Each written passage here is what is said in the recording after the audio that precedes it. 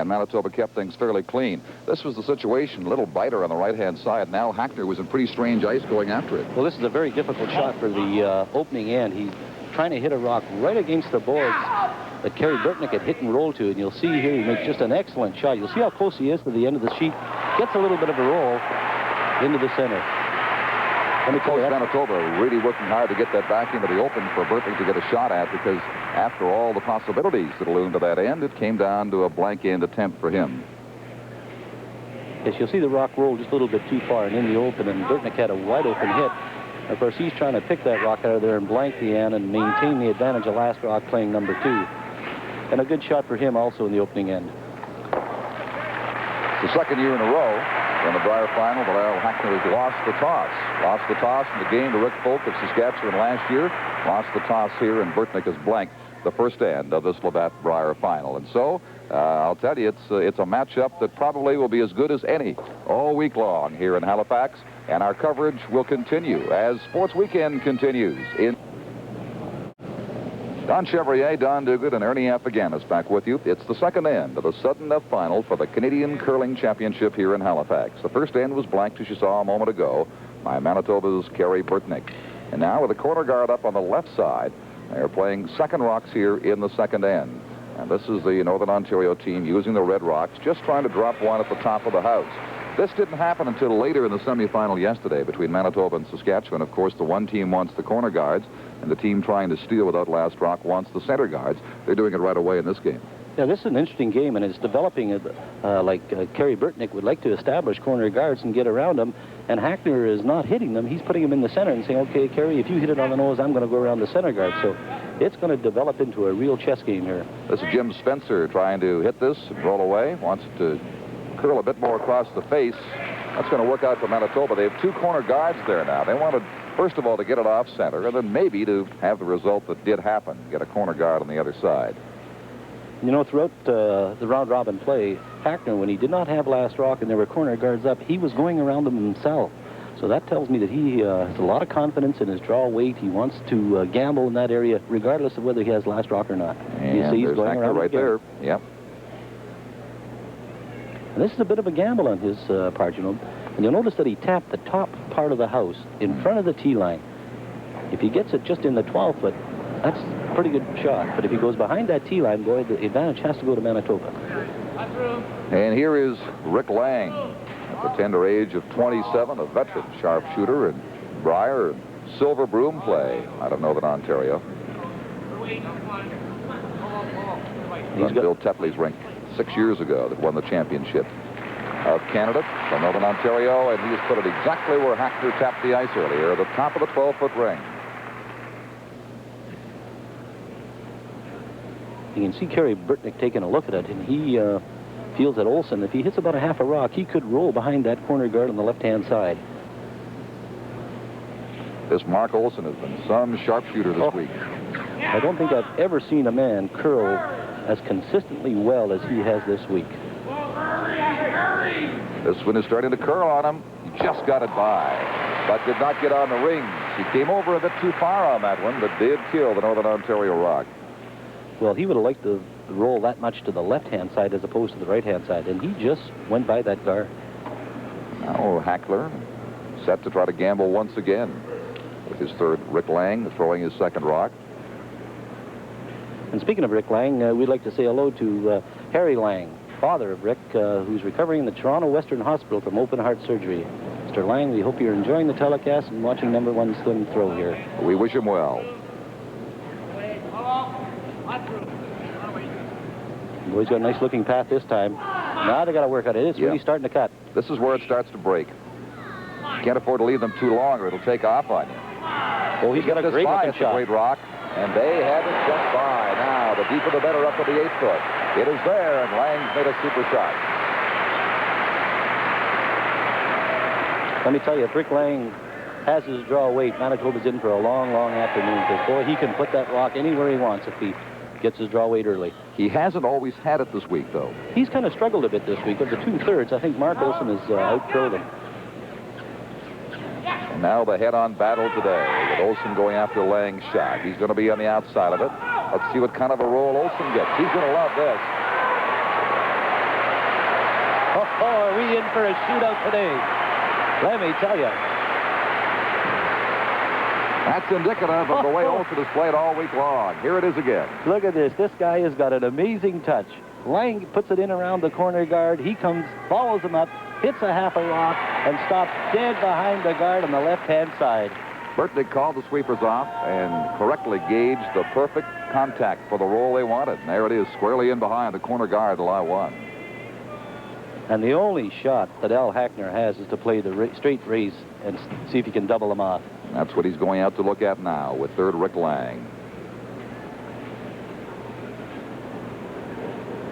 You know, there is a chance that Hackner can hit this a little bit on the inside or on the outside, the high side, make the double, and a shooter will roll across, and it might make contact with one of those other rocks and spin into the rings.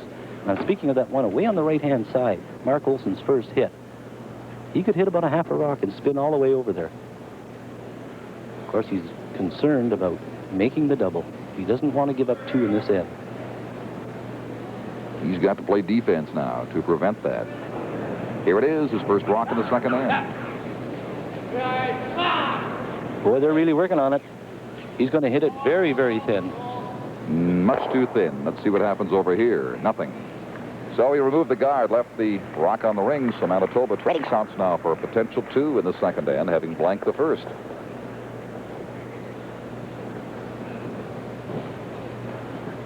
Burtnyk should know the ice. He's going to play the in-turn draw around the corner guards on the right-hand side there, so he should know the ice, and it's just a question of his draw weight. Remember the very first end, he threw two takeouts. He's just talking to Mark and saying, is it the same as yesterday?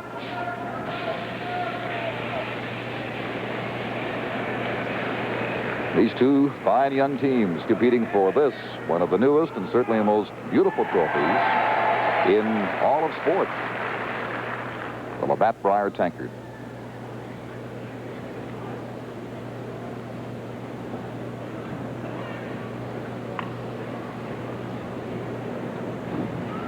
So Burtnyk now with his first rock. He would love to score two and get the jump in the second end. Doogie says he hasn't thrown a draw, so he's experimenting a little bit here with this one. They're brushing it very hard. Mark Olsen watching the line. It looks like he's going to be by the guard. It's just a question of weight. Oh, boy, I don't know. They're really working on it. He's going to be very close. No, he's going to pull on the guard. Didn't make it. Well, that's the price you pay sometimes when you haven't had a chance to throw one in a less important situation. He played two takeouts in the first end, so he now knows draw weight, but he's wasted a shot in finding out. Well, that's right. It's always difficult to come back with a draw when you play two strong hits in the opening end. You know, really, and he's not that far out. Another 3 feet more weight, and he would have been in the rings and around the corner guard. Now, Hackner, intent on removing this Manitoba stone, has got a lot of house to roll to. He'd love to get across to the other side and behind some of those guards and put more draw pressure on Burtnyk with his final rock. You see the ice that Rick Lang is giving his skip Hackner. It's right in the center of the rock. So the ice will run very straight. And I'm sure he's thinking back to that first one that he threw a little bit inside.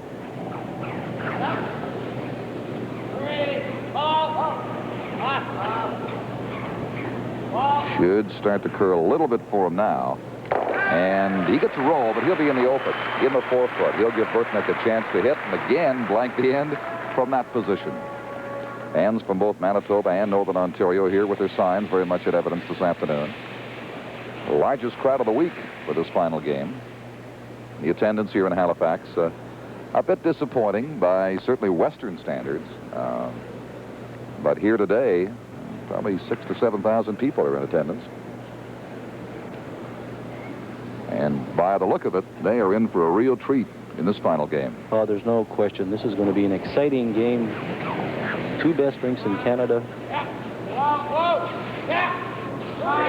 Remember, he wants to roll away with this. They want to keep it on the outside of the rock, and they do exactly that.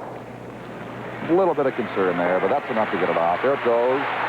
Two blank ends in a row by Manitoba's Kerry Burtnyk out of potentially high-scoring situations.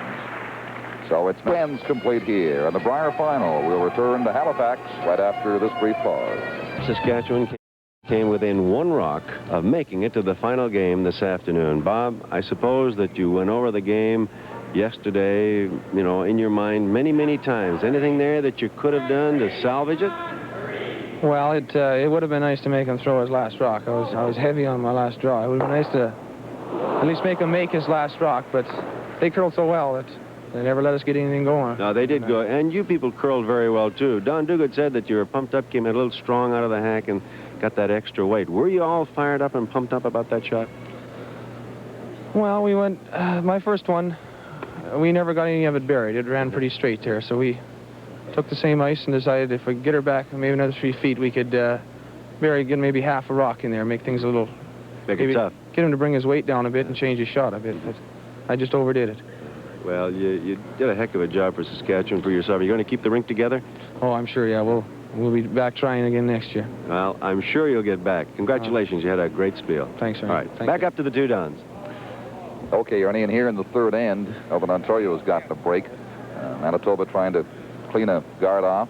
Possible raise takeout. Missed the Northern Ontario red rock that's on the 4-foot ring. Left the guard on top of it, and so now Hackner without last rock again in his third end. As Manitoba's blanked the first two, putting a second guard down.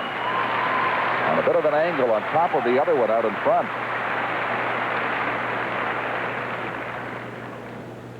Reed, that last guard was just a little bit too tight. He would like to maybe another 1.5 feet in front of that yellow one belonging to Manitoba. As it is now, Jim Spencer can hit the rock on the inside and spill all of them, including the shooter. Boy, that rock is flaring out. Now it's starting to come a little bit. And he moved him nicely, got them all out of the way. That's an excellent shot, let me tell you, because now he cleared off the two, but more importantly, his shooter rolled off too, so there's nothing out in front. Just an excellent shot by Jim Spencer. You'll see that rock just on the other side of center, makes good contact with the first one. Shooter rolls out to the left, and the other guard going right through the back of the house.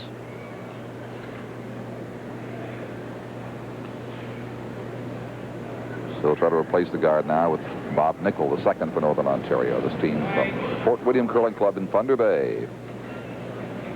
And they'd like the rock maybe halfway between the house and the hog line. Don't want it in too tight, allowing Manitoba the opportunity to play the double.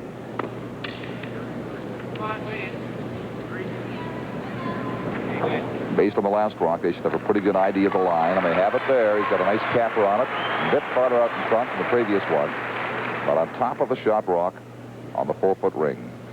Let me tell you, a guard is the toughest, one of the toughest rocks to throw in curling. Number one, because it's dying and you're trying to protect a rock, and it's cutting all the time that it's slowing down, so it's a very difficult shot.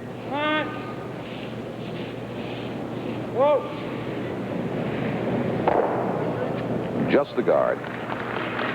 What Hackner has succeeded in doing with that break he got, guarding his rock that was on the 4-foot, is forced Burtnyk to the defensive here in an end that Burtnyk would like to score a couple on after blanking two, but he's having trouble just keeping it clean right now. Well, that's right. Al Hackner will be throwing up guards, and if that rock stays in there, he'll force Manitoba to take one, and that's his whole job this end. If he can force Manitoba to take one, or maybe even steal one himself, he won't be unhappy. When the other team's last rock, they're entitled to one, and you should try and force them to take one. Now Lang, endeavoring to replace the guard, just taken off. He looks a little bit stronger than Bob Nickel's last one. They haven't laid a brush to it. Now it's starting to move over. He's got a ways to come yet. Well, the rock he's trying to protect is over on the left-hand side of center there, and you'll see it. Just coming in maybe a fraction too tight. Stopping just out in front, but guarding the majority of that rock. It's available from the outturn side by about an eighth, but not worth worrying about, as Burtnyk has to make sure he cleans out the front again. And here is Mark Olson.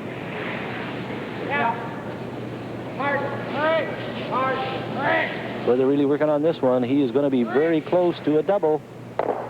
Not quite.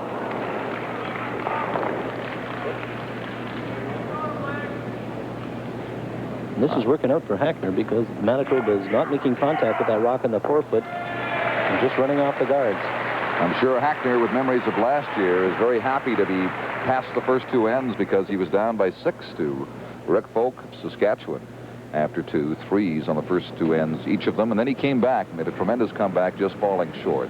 Well, that's his style of play, you know. Throughout the week in the round robin, he was down in a lot of games, but he came fighting back. Like he won a couple of games, or 3 games, on the last end by scoring 2 points. So he likes to come from, what we say, off the pace.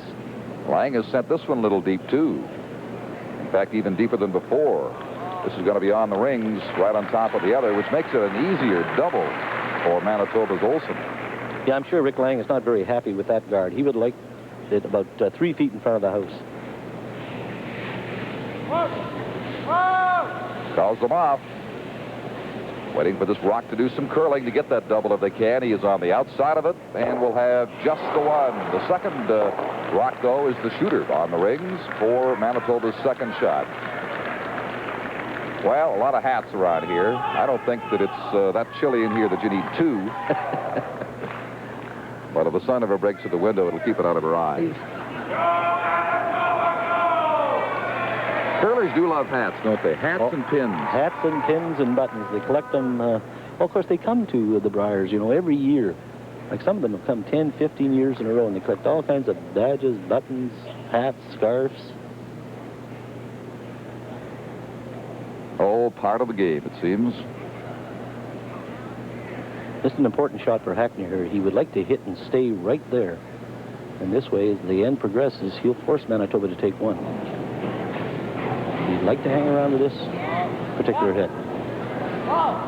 So he has abandoned the guard attempt. He's more intent now on being second shot himself, and is. Rolls over there to lie to, and as Doogie suggested, unless Manitoba can pick up a double here, they'll have to take one if they can.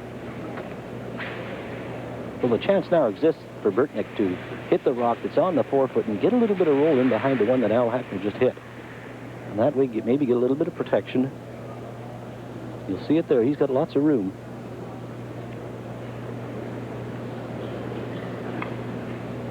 These teams have had rocks in play, interesting possibilities each of the first 3 ends. And now Burtnyk, the 22-year-old skip from the Assiniboine Memorial Curling Club in Winnipeg, which has just produced a national junior champion, looking for its second national title here today in the Brier with this team.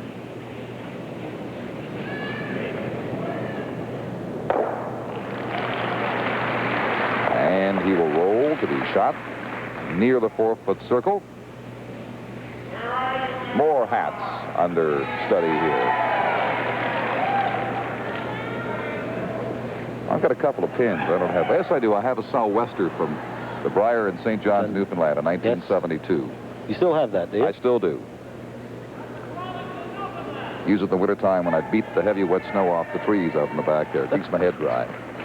Boy, I'd like to have a picture of that. Doesn't happen that often.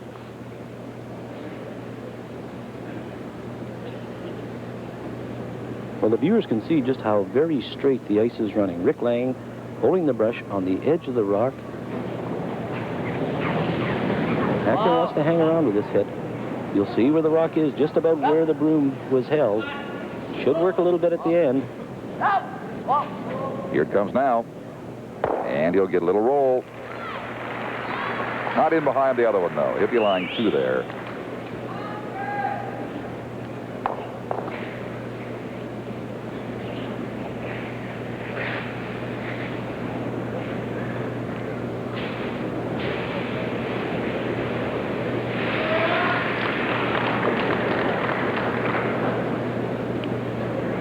Well, is it possible at all, Don, for him to get these 2 and roll away and still blank this end? It depends how he hits the rock that's closer to the 4-foot. If he hits about a half a rock, he could spin over and push the other red one out the front, and his rock will spin to the right. I'm sure he's just concerned with hitting the one. He's well out there. Got to be careful. He doesn't give him one here. Fine. Well, he's fine. He's going to hit it just about on the nose. Takes his one, finally, after 3 ends. So Hackner very successful and skillful here after 3 ends of finally forcing Manitoba to take a point. They lead 1-0, 3 ends complete now in the 81 Brier final from Halifax. We're in the 4th end of the Labatt Brier final from the Metro Center in Halifax, Nova Scotia. Don Chevrier with Don Duguid and Ernie Ampiganis with you as we watch the struggle between Manitoba's Kerry Burtnyk and Northern Ontario's Al Hackner, with Manitoba taking that 1 point in the third and to go on top 1-0. So for the first time in the game now, in the fourth end, Hackner and company will have last rock advantage as they have a rock in the 4-foot ring near the button that the Manitobans very quickly are going after with the lead Ron Hammerlock making an attempt on it and just putting it out of there. Well, Hammerlock was very close to missing that rock. If it just had a curled a fraction, he would have missed it altogether. And now I would think Hackner, having the advantage of last rock for the first time in this game, will start throwing up a corner guard and maybe try and make the shot for Manitoba a little bit more difficult. He's going to the left-hand side, the out-turn side for Kennedy. Indicates where he wants it there, on the left, out in front. The out-turn attempt to drop a short stone. And Hackner, of course, is giving him ice inside the 4-foot. The further he gets that rock over towards the boards, the more the chance for Manitoba to hit it and roll into an area where maybe they can get behind. And that's why they put him over. The closer the boards, the better. Not too far over, mind you. That's a great spot. Almost all by itself. They're a little sweeping on that one.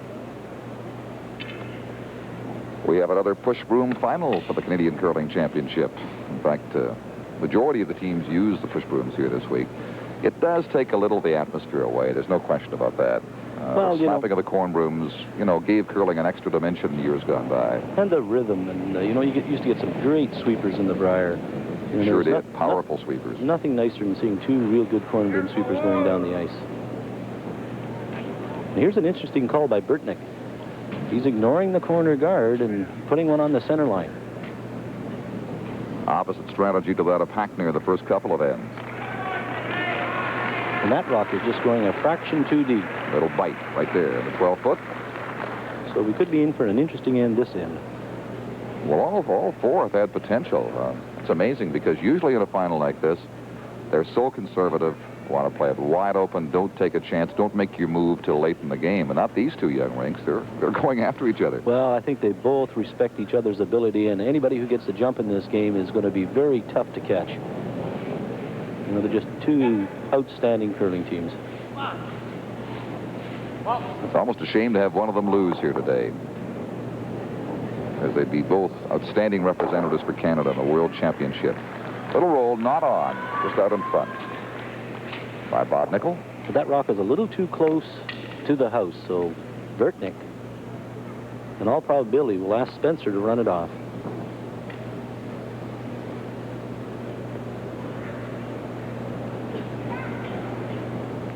Jim Spencer, the Manitoba second, 22-year-old.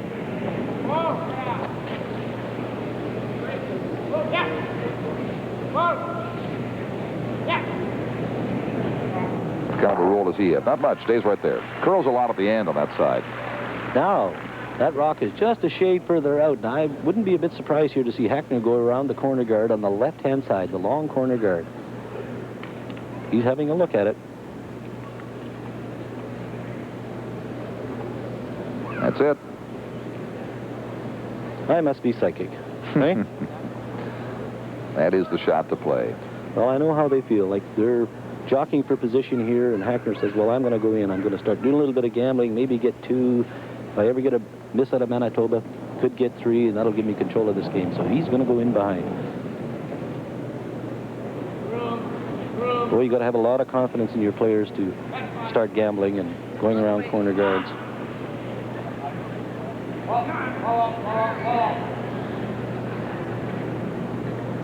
Good-looking rock. Nice line. And it is in behind. Fighting into the 8-foot ring. The rock has just come to rest, and here is Mark Olson, already in the hack and ready to throw. He's an amazing, amazing curler. He's probably one of the finest curlers that I've ever seen. And I've seen a lot of great curlers, let me tell you. Full of confidence. He fully expects to win every time. He really does. He does, yep. And he's always ready. He knows the ice. He knows the weight. He doesn't have any discussion with his skip at all.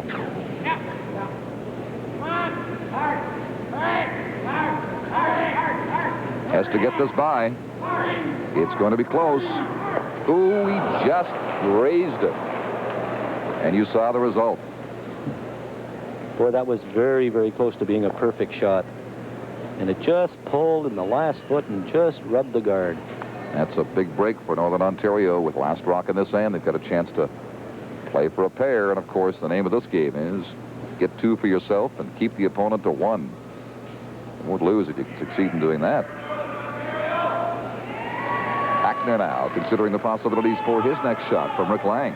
Well, the difficulty for Hackner in this shot is the one that's on the right-hand side belonging to Manitoba is very, very tight to the rings, which means to get it buried, Rick Lang is just going to have to sneak by it. There is no sense in going by it by 4 or 5 inches and staying in the open, not allow Manitoba maybe to hit and roll. The difficulty with this shot is the fact that that rock is so close to the rings that he has to draw around. And he doesn't want to be too deep in behind it. He'll just give them the path to go down and freeze in there and try to steal the end, or at least cut down his possibility for 2. He's well by the guard. It'll do some curling now. Now it's starting to move over. It'll be up into the 4, and maybe as a half bury, 1 half hidden on the in-turn side. Now this is probably the key shot in this particular end for Mark Olson. He has to make the double. If he hits that rock on the left-hand side that's in the rings, hits it too thin and rolls out, Hackner will put the rock in a better position, tighter around the guard. So he has to make this shot. Oh, he's got great looking line. He's going to make it. Maybe a little bit too thick. And he puts it in a tough spot right there for second shot. Almost corner throws for the shot rock. Let me tell you, that's as good a shot as the double. Because now what does Hackner do with it? You'll see he comes down and he hits about 3/4 of the rock, maybe just a little bit too thick for the double. But he hits it thick enough that he rolls over and corner freezes it. Of course, how do you get it out of there? That's right. You don't without taking your own out. Well, what you do is just play 4-foot weight, just maybe another 2 feet on Rick Lang's from his first rock. And he'll just try to hit it a little bit on the inside so that it'll do its curling once it gets by the guard, just to hit it on the inside, move his red one further behind the corner guard, and his shooter will move behind the corner guard. So this is what we call just a heavy draw. Boy, that rock started to move a little bit early. They're really going to have to go on this one. Oh, he's got a great-looking shot. If they can get it by that guard. Not sure he's got the weight he had in mind, though. It's really coming over now. And we'll move over there for third shot. So now, Burtnyk, I'm sure, is tempted to put a guard up and say, look, you take your 1. We'll lock it up for you right here. Oh, no, he can't afford to throw a guard. There's 2 Northern Ontario rocks in the house.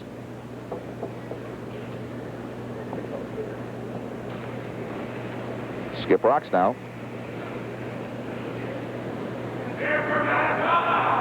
Burtnyk would like to come down, probably come down in this angle here, hit this rock and move his own over here and maybe roll a shooter into this area here. He cannot afford to play a guard in this particular shot. But he has to be ever so careful. He cannot afford to hit it too far on the inside.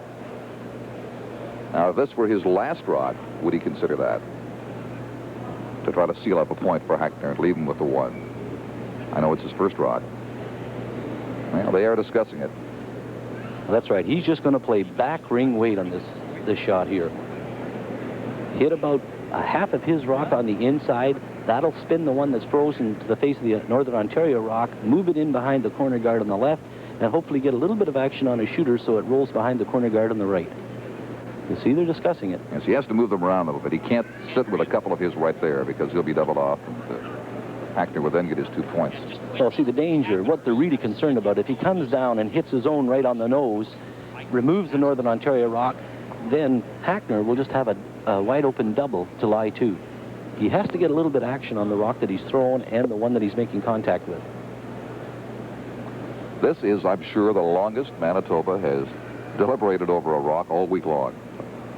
Well, it's when you come this far and this long, it's been a long year for both teams. You have to make the right decision. And it looks to me like Kerry Burtnyk is going to play that front one off. He's going to ignore the one on the button altogether.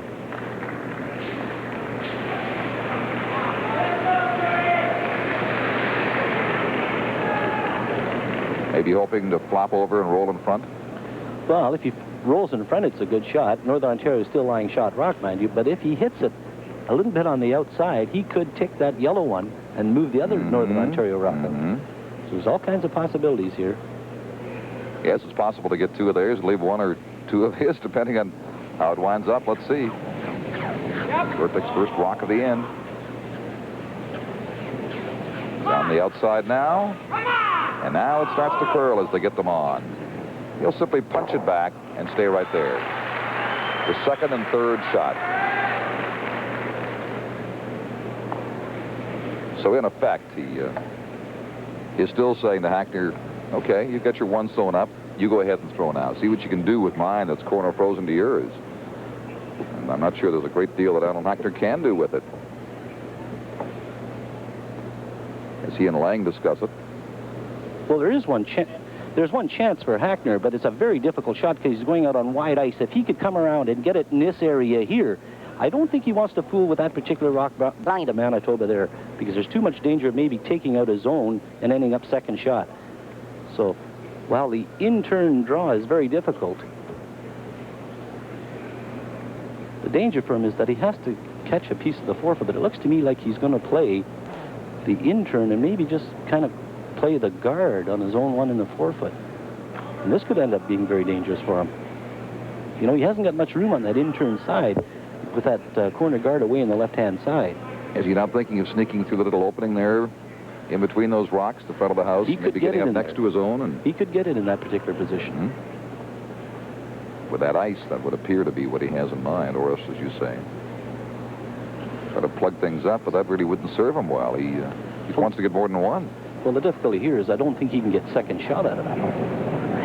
By playing in that particular area, and if he ever hits that front one wrong and sets up his own double for Burtnyk to have a shot at it. You see Rick Lang where he's holding the brush, and I think that's where they want to put it, just on the top of the 8-foot. Well,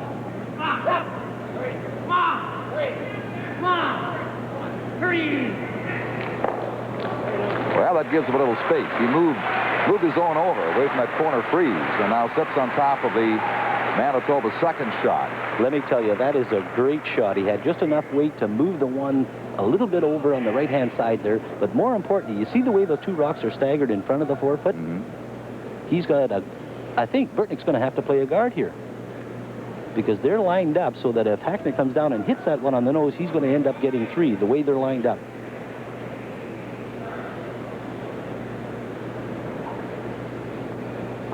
If Burtnyk plays a raise onto his own and moves it up for shot, then he leaves himself in a bit of a vulnerable situation, doesn't he? Well, he does, because if he taps it up, then those rocks are going to be lined up with his one. This is really interesting. Like, if he puts this rock in the wrong spot, Hackner could end up having a shot at 3 here. He's playing it with the outturn. This is the side that falls away. Will fall out to the right of your picture. Well, you see where the brush is, just on the edge of the forefoot. He's got to be very, very careful here.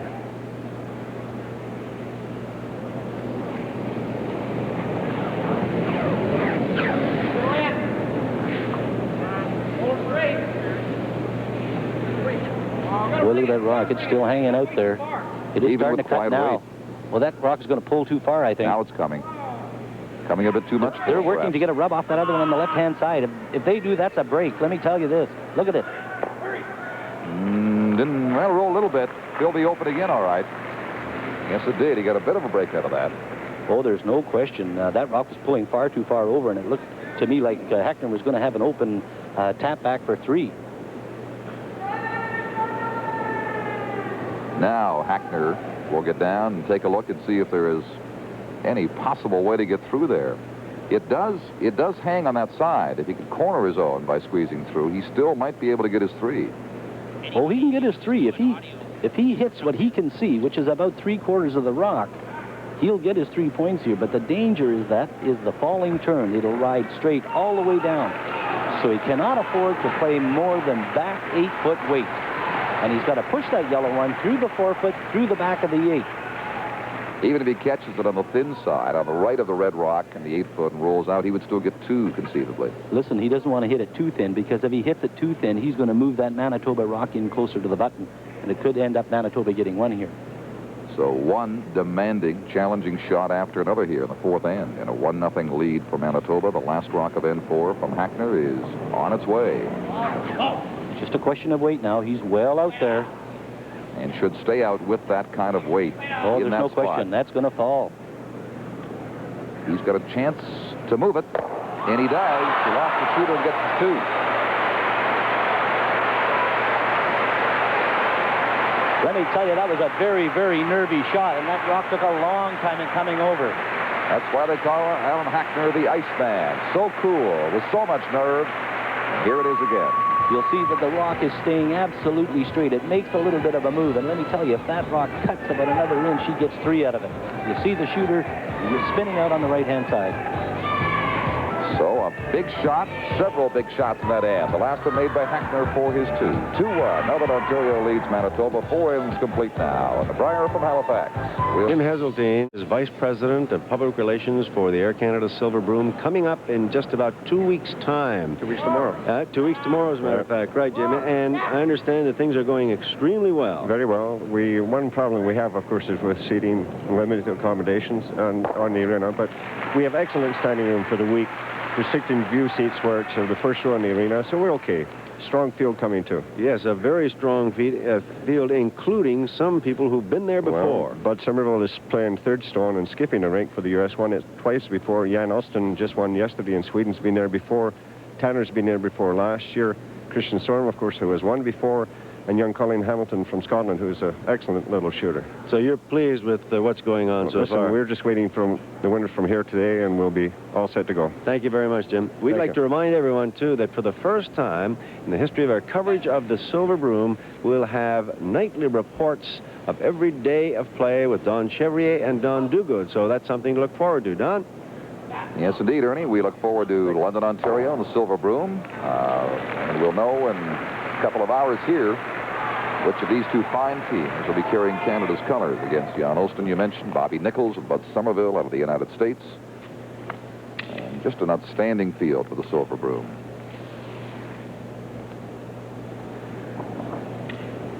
Now, Northern Ontario with a rock on the 12-foot on the left. Long corner guard, not quite covering it. Manitoba with Jim Spencer doing a lot of gambling here. They're only down a point. But they're going to come in behind that long guard and try to get shot out of it. Well, they know now that Northern Ontario have control of the game, scoring 2 points on the even end, so they're going to try and get their 2 points back here. And boy, that's pulling over too far. Won't do it that way. Puts a better guard on the rock on the 12-foot, leaves another one out in front. Can't believe the number of rocks in play out in front for a couple of teams that were so intent on keeping it clean much of the week. Certainly on Manitoba's part they were.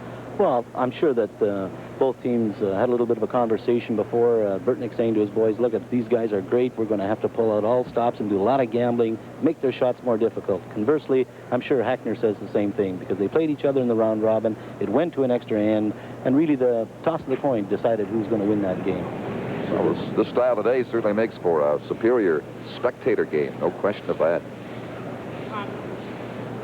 Hackner's in real good shape this end. He has a guard just off the center line, very close to the house.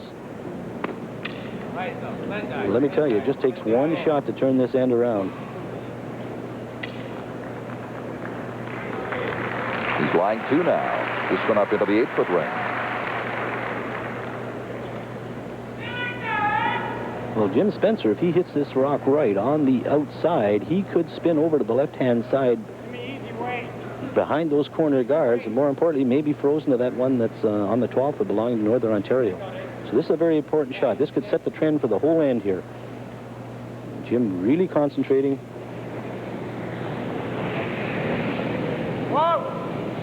Burtnyk yelled, roll right away. Now they're starting to work on it. Oh, he's got a great-looking shot. If it just pulls a little bit more. Call them off again, waiting for it to curl. It'll move, but not very much. All by itself in the open.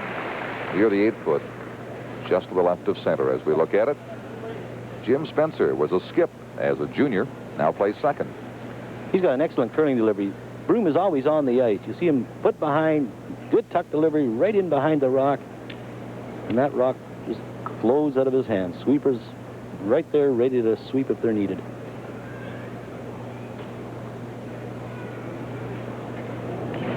Here's Rick Lang looking for a hit and a beneficial roll for Northern Ontario.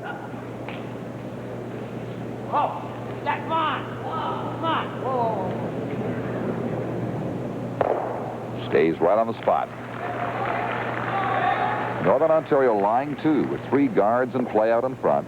Northern Ontario leading Manitoba 2-1 on a 2 count in the 4th end. Manitoba blanked the first 2, took 1 on the 3rd, and Northern Ontario struck with a pair the first time they had last rock in this game, the 4th.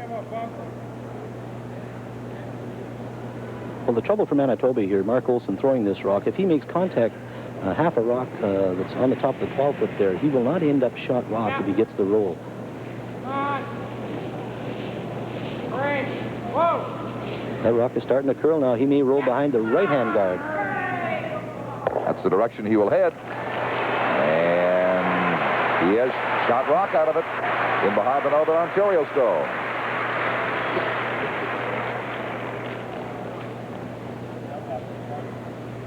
Another fine shot by these young shooters from Manitoba.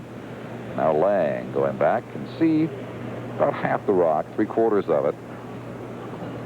Is Hackner going to have him go for his own to raise it on? Oh, yes. And or go by? He's just playing a straight nose hit on that On the red red one one. in front of the Yeah. rings. If he hits it on the outside, he could end up maybe lying 3 here because the shooter might spin into the rings. He's just playing a hit on that front one. He doesn't want to hit it too thin, mind you, or on the inside. He has to hit it on the outside. They're really working on it. He's on the outside of it. He's made the shot. Rolls the other one over to the left of center out in front. Manitoba again looking at 2 for Northern Ontario. This is just great shot making, isn't it? Let me tell you. You'll see it here. Hits the rock absolutely perfect. His shooter just about rolls in the rings. It's a great shot. Of course, the only bad part about that particular rock that Rick Lang has thrown, it stayed out in front of the rings. Now, if Mark Olson hits the one on the far right-hand side, he could roll in behind that one. Mm-hmm. Of course, Kerry Burtnyk having a look. He's maybe thinking of playing the in-turn draw. Well, I'll tell you this much. The Manitobans will have a devil of a time blanking this in. Just amazing curling here. The way they've approached it, winner take all. Let's go for it. Let's take chances. Let's go for the big shots. And they've made the majority of them, both these teams. Let me tell you, one good shot here by Mark Olson will change the whole complexion of this end. If he can get the roll, and it all depends on the roll. He's curled at 78% to this point.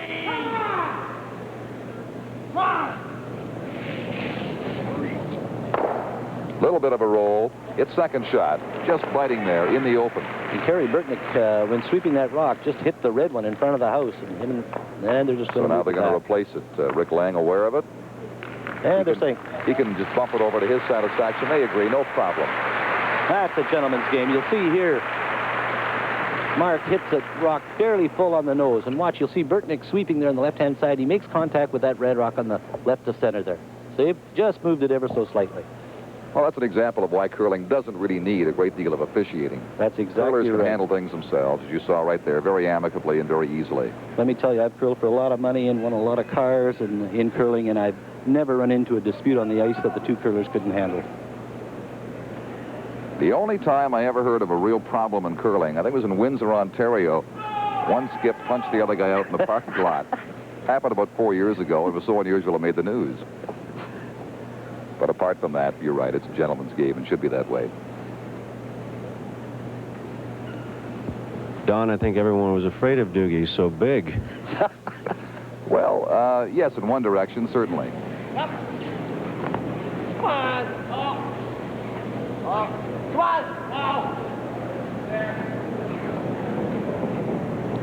That'll stay right on the spot. Al Hackner, the Iceman, has 2 guards either side of center with his shot rock on the rings.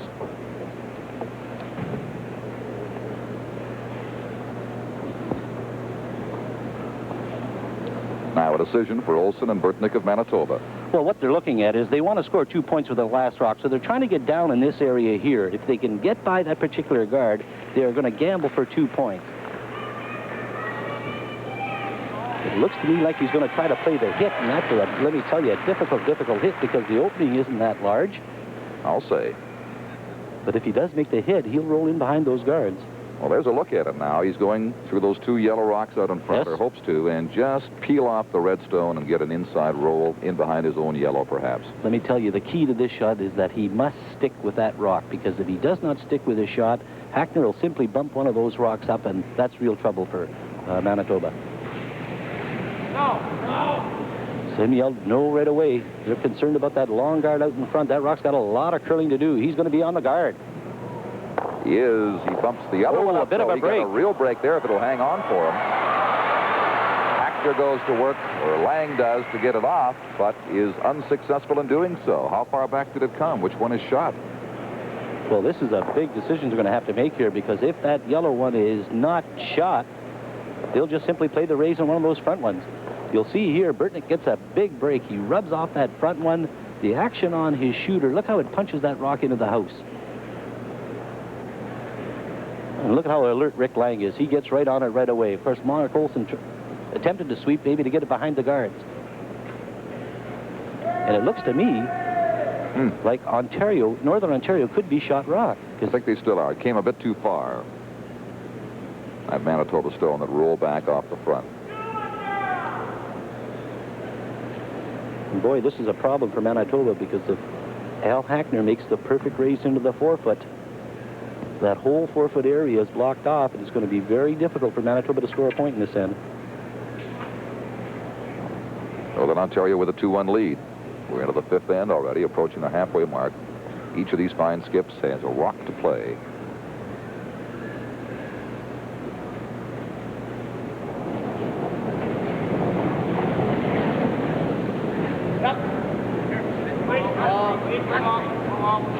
Just a question of weight. He has a lot of weight.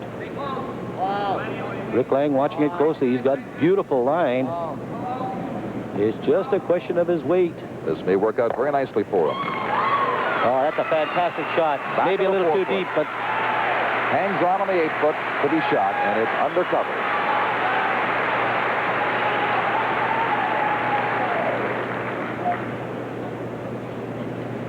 you'll see here Hackner is just a bit strong, but he hits the rock a little bit on the outside. They didn't brush it all the way down the ice. He hits it on an angle. Mark Olson gets on it. He's trying to sweep it as deep as he can to leave his skip a chance at least to draw to the 4-foot. Is the double possible here for Burtnyk? Can he possibly get 2 out of this by hitting that rock on the left? Oh, sure, he can hit it. He has to hit about maybe a little bit more than a quarter of a rock. Let me tell you, he's noted for making big shots, and this is a very, very big shot. Because down 2 points on ice like this, halfway through the game, is difficult to come from behind on. Facing 2, he will try the double. Boy, they haven't laid a broom on it. They haven't even yelled hurry, so that means that he's going to be maybe too thin. Oh, very close. Now it hangs on. He gives up 1. He gave it quite a try. Well, we knew he was close because they never hauled it all the way down the ice. It started to make a move, but unfortunately for Kerry, just a little bit too thin. So Northern Ontario stealing a point of the 5th end. The halfway mark takes a 3-1 lead over Manitoba. And the Manitobans, you may be assured, will be scrambling from this point on as they trail by 2. Let's go. The curler who had made the most outstanding shots during the Brier is Mark Olson of Manitoba, a former junior star, who now says there doesn't seem to be as much pressure in the Brier. Is that right? That's right. Sitting behind the glass, watch coaching Mert Thompson. It seems more like pressure there than here. Just a half inch on that double try could have had you leading the game. That's right. Another half inch. But it's a game of inches. Long ways to go. Still early, isn't it? That's right. Okay, good luck to you, Mark. Thanks very much. Thank you very much. All right, back up to Don Chevrier. Thank you, Ernie. Underway here in end number 6. 3-1. Northern Ontario leads. They did not score a point in the first 3 as Manitoba blanked 2, took 1 in the 3rd. Then with last rock for the first time in the game, Hackner claimed 2 in the 4th, came back and stole 1 on the 5th. The daring double attempt by Burtnyk, as you saw, just missed and left Northern Ontario to steal 1. So here in the 6th end, 3-1 for Northern Ontario, as the Northern Ontarians have that rock on the right side of the 4-foot ring for Ron Camerlock to play on for Manitoba. Well, they're just going to throw up a corner guard. They're going to ignore that rock's on the side of the 4-foot belonging to Northern Ontario, and they're just going to try to get something started. They know they're down 2 points now. It's a very big lead on ice conditions such as they are, so they're going to gamble. 2 points doesn't sound like much, but as the ends dwindle down, it might as well be 20 points. Well, what happens, even if Manitoba scores 2 here, Northern Ontario has last rock. They'll try to blank the 7th, keep it the advantage of last rock in the 8th. And it's a game of chess on ice. And that's exactly what's happening. You'll see in the early ends, Hackner would have ignored that rock and maybe put one on the center line. But now he's just negotiating for position now. This is Bruce Kennedy's rock. Kennedy, 83%. Camerlock, 68 for Manitoba. And he rolls not enough to give himself cover on that. On the shot rock, which so far Burtnyk has ignored and will this time, too, as he indicates. Let's play a corner guard on the other side, the left side of the sheet as we look at it. Sure, he's going gambling. He wants to get his 2 points back here and hopefully maybe get 3. The rock, it's on the 4th, but he can save till later. He's got the corner guard up on that side. He'll make a pass on that maybe later on with his second man's last rock and try to get the inside roll. Kerry's a little concerned about this one. Comes out to help with the scrubbing, but it's across the hog line. In play out in front. Camerlock has been 100% for the outturned draws so far in this game. But his hitting has been weak. He's down to 68% overall. Alan Hackner, just remarkable, curling at 93% for Northern Ontario to skip. Burtnyk to skip for Manitoba down to 68%. That's quite a difference in last rocks. Of course, Hackner here now. Manitoba's got the 2 corner guards up. He has one on the 4-foot. He's going to play another guard. A little bit of a gamble, but, you know, when you got a 2-point edge, you're feeling kind of comfortable. You say, well, hey, we'll go right after him. Let him make the mistakes.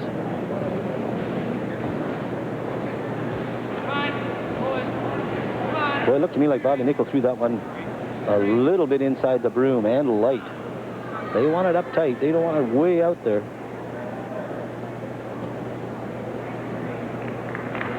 It pulls over.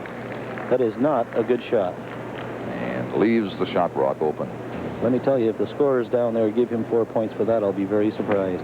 Because that rock will now work to Burtnyk's advantage. And now, he indicates, let's make a play on it. If we get on the inside of it, we'll be hidden. With 1 maybe locked up, we can play for 2.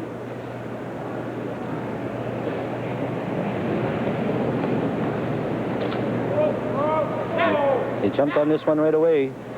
Burtnyk yelling, hurry, hurry, hurry. Starting to make a move. He's well out there now. Now they'll just let it curl a little bit more. Boy, they're going to have to go on it. They don't want it to curl by. Might take off on them on the other side. Almost did. He's left at his shot. He rolls over to the second shot on the right. But it really curled the last few feet. Yes, it cut right across the face of it. Unfortunate for Manitoba, the rock rolled into the open. Northern Ontario now, as Hackner is looking at the situation, has a fairly tough takeout on that side. It falls away if he plays the outturn. That's from the outside of the sheet in, right to the left of your picture. But they've got to go for it. Wait's the question here for Bob Nickel. Well, he has to be very, very careful because the rock will fall out on that side of the ice. Nice release. They haven't laid a brush to it. Now they're starting to make a move. Watch this rock fall into it. Should fall all the way to the rock, if not on the outside of it. He does catch it on the outside, but killed it. That's the important thing.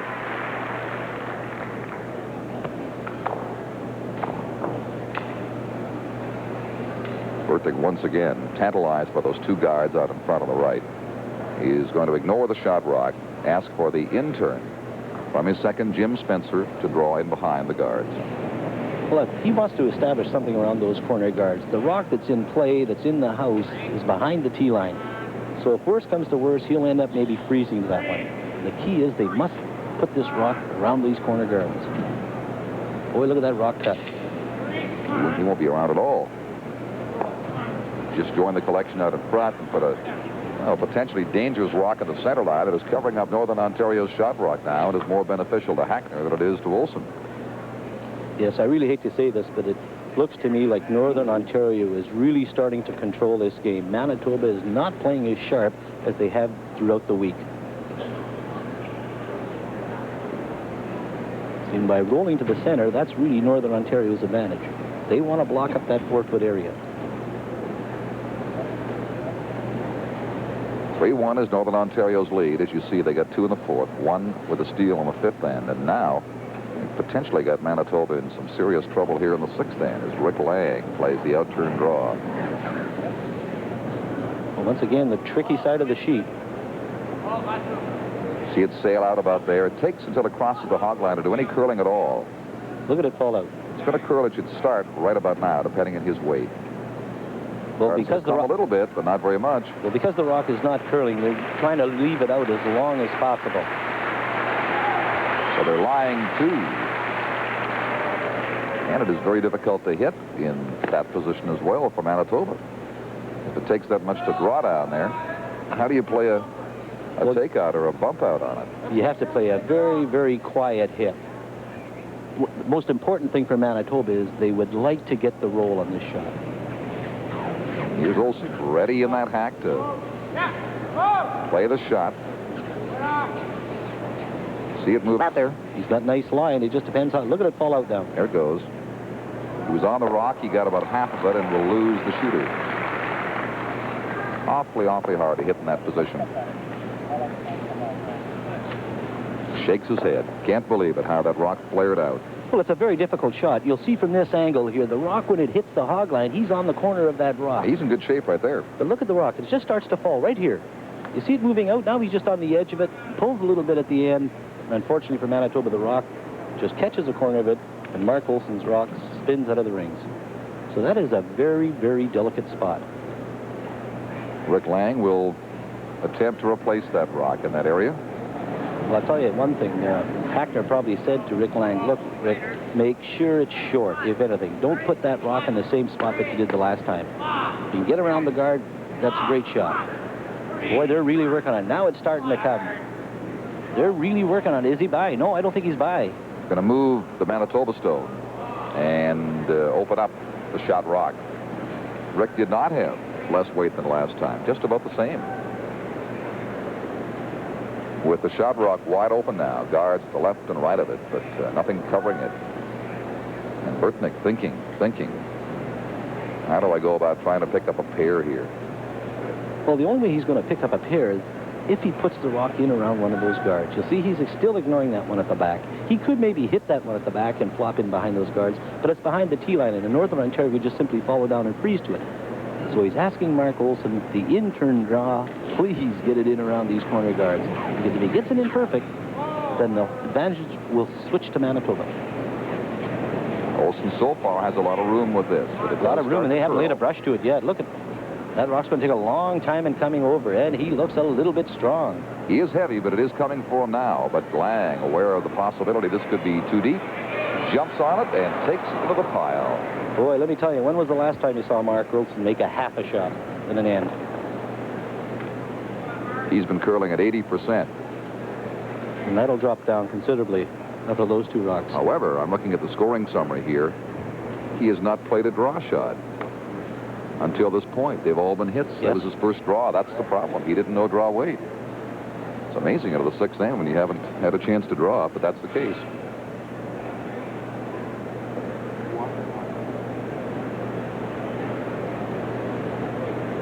I wonder in retrospect now if Burtnyk had realized that. He might have asked him to hit and flop over in behind. Well, Alan Hackner is going to play the out-turn draw, but the key for Hackner, he wants to get it in this area. Manitoba's been trying to put a rock in this particular area, so he's going to try and take that particular side away from Manitoba and play the out-turn. He's going over a little bit more, so once that rock hits that center line, it should curl for him. You'll see the ice that he's taking. It's inside the 4 foot. And let me tell you, if he gets it in around that short guard, he's in great shape. Hackner's first rock of N6. Leading 3-1 over Manitoba in the sudden death final for the Canadian Curling Championship in the Labatt Brier Tankard.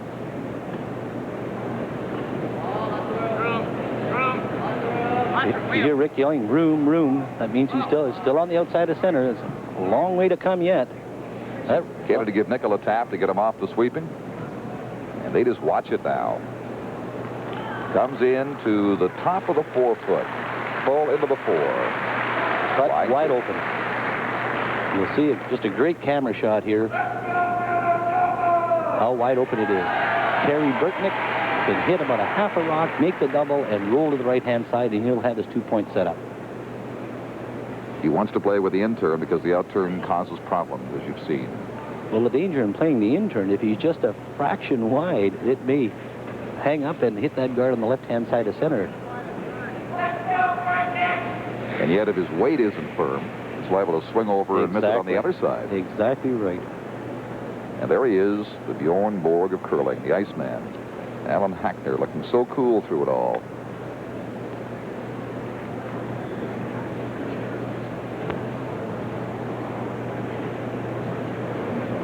Once again, Manitoba faced with a very critical shot here. He cannot afford to roll out. He has to save his shooter. Just bumper weight. He won't be overthrown this one. You'll see it. Now it's starting to cut on him. Boy, they're really going to have to work on it. Better be careful because it really snaps right about here. He's got a good-looking shot. He's got enough to get the one rock. Rolls over. He will be, it rolled a bit too far. No, I think he hung out of his shot rock there under cover.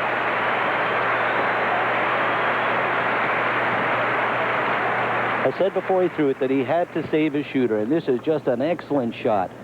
You'll see the rock. They sweep it all the way down the ice. Mark Olson, very alert, finds the angle, and it spins over behind the guard.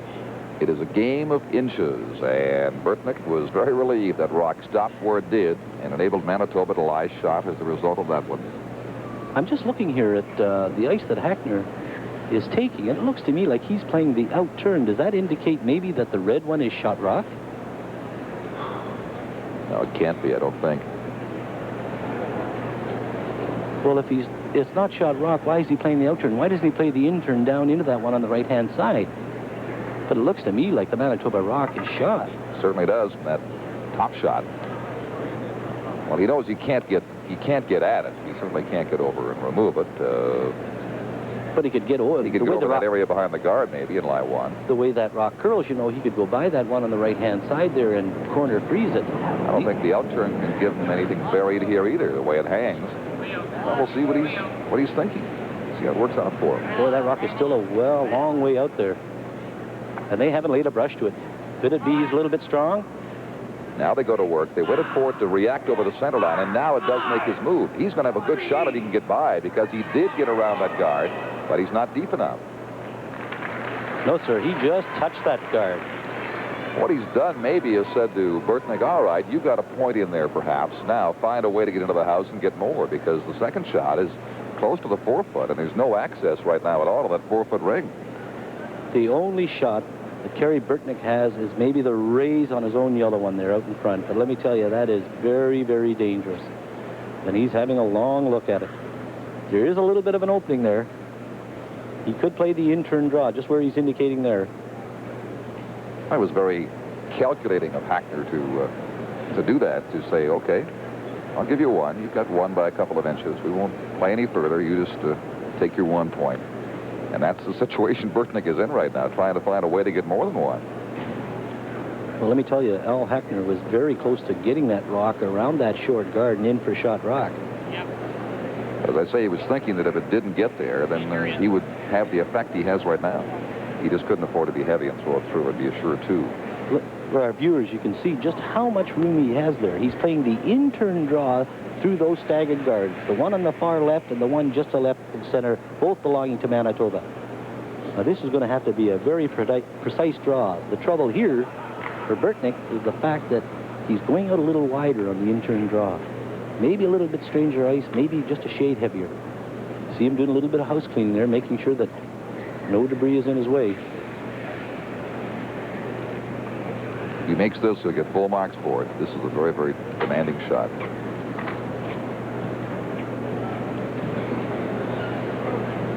He has to be full in the 8-foot, up near the 4, to beat out the Northern Ontario rock at the back. If it did cut, he had enough weight, he might be able to bump his Yellowstone up and get something that way. That's the danger. He doesn't want to hit that yellow one too thin, or he may raise it onto the Northern Ontario rock. He's got to give it a bit of a ride here in this outside ice to get it started at least, and then see if it'll dig in. Let the sweepers judge it. Let me tell you, he's got good line. He's through the opening all right. It's just a question of weight. He looks to be a little bit strong right here. Oh, yes, he's a little bit heavy. Quite a bit heavy. Yeah, he's through. So they will look at it. It certainly appears one, as Hackner indicates, or Lang does, pointing to the Yellowstone. 1 point for Manitoba, as Hackner sealed up the single point for him. Burtnyk coming back down the ice, now trailing by 1 point after 7 or 6 ends of play. Northern Ontario 3, Manitoba 2. That's your Brier score. And 7 coming up. We'll be back to bring it to you. And into end 7 we go with the long corner guard out in front. That is the Northern Ontario Red Rock. Burtnyk still being forced to take the role of thief here. Get back in this game. He trails 3-2. He's got Spencer throwing now, looking for a center guard. Rocks in play, all kinds of them. Every end of this game so far through 6. The difference, the 1-2 count by Northern Ontario on the 4th end, and the steal by Northern Ontario of 1 on the 5th end. The 3-2 lead. Manitoba will throw a lot of rocks out in front now. They know they are not in good position. Northern Ontario's 1 up, has the advantage of last rock. So they have to get a lot of rocks in play and hope for a little bit of a break, maybe to steal a point or 2 to get back in this game. Because the way it's going, the trend looks to me like Northern Ontario has really got control here. They've outcurled Manitoba 82% to 68 at this stage into the 7th end. But there is a break, although it does roll across over center. That could be used. It'll block part of the 4-foot. If Burtnyk chooses to go in behind that now or perhaps a little later on. More pins, more hats, more curlers today watching this one and spectators than we've had through most of the draws. Crowd is around 7,000, 7,500 estimated for this Labatt Brier final this afternoon. And Burtnyk is asking Jim Spencer to come around that long guard. It's about a foot off center, and if he can get it in the right spot, Manitoba will be in good shape this end. They're really working on it. Coming over sharply now. Hammerlock and Olsen really working this. But he's by. Now they want to take it back as far as they can to improve it. Get it deeper in behind the guard. Up into the 8. And he's got a little piece of the 4-foot ring. Nicely done. As the Manitoba banner flies high here. That's just an excellent shot by Jim Spencer. They need something to get them going here, and that rock is in a good position. And I don't think Al Hackner will take a chance and go after it. I think he's going to run the front one off, maybe hoping that Bobby Nickel can come down and hit the one out in front on the nose and make contact that way. Hackner remaining back in the house to indicate the ice for Nickel, but he pointed that he wants that front guard removed.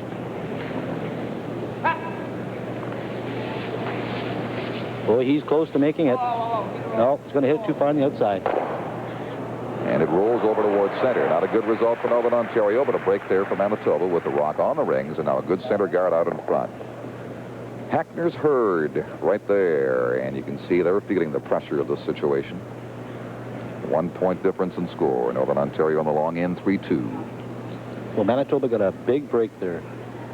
Nickel, in attempting to run them both back, really should have been concerned about splitting them off. And if he got the one out of the house, that was fine. But what happened is he hit it just a little bit off center.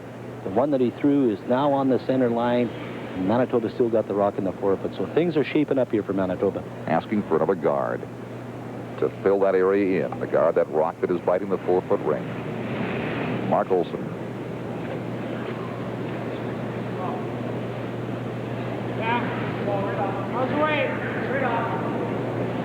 And they want to pull it by that long guard in the center. They don't want to come in too close, though. Down by the guard. And Olsen has found that draw weight, I'll tell you, after missing his first attempt with a perfect guard. He's put the guard on perfect, and now Hackner has a decision. Does he run that red one off, or does he try to run the 2 yellow ones belonging to Manitoba back? He'll go back and check with Lang. They will have a look from the other side.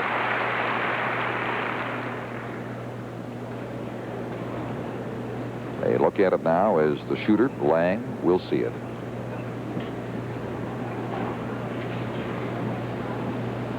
And they're going to run the 2 yellow ones belonging to Manitoba back.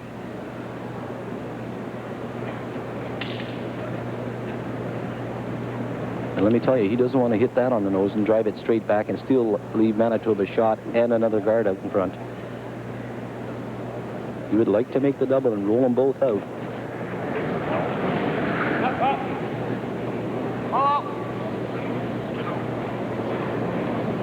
He's on the outside of that guard now. Won't curl enough to give him the raised double takeout. That opens up the avenue to the shot rock, which, of course, Burtnyk will very promptly attempt to fill it in. The big thing here, Burtnyk has to show a little patience. He planned the whole end to steal a point. The way things are going this end, he could steal a point. Olsen's second rock for Manitoba in the 7th end. Burtnyk elbow right away. A little stronger than he was the last time. They haven't laid a brush to it. Now it's starting to come over. It's starting to dig in a bit. He's going to be a bit deeper than his first one. He'll be quite a bit deeper. He'll be on the rings. He's right up next to the other one. But he did bump it back. Little separation there for him now as he lies 1 and 2. A little bit of a break for Manitoba there. Mark Olsen being a little bit stronger. He hit that rock on an angle and drove it further in behind the guard. So now Rick Lang is going to have to make sure if he's going to play the double that he hits that rock on the top of the 8-foot about half so that he can make the double, because if he hits it on the nose, Manitoba is still going to be shot rock but further in behind the guard.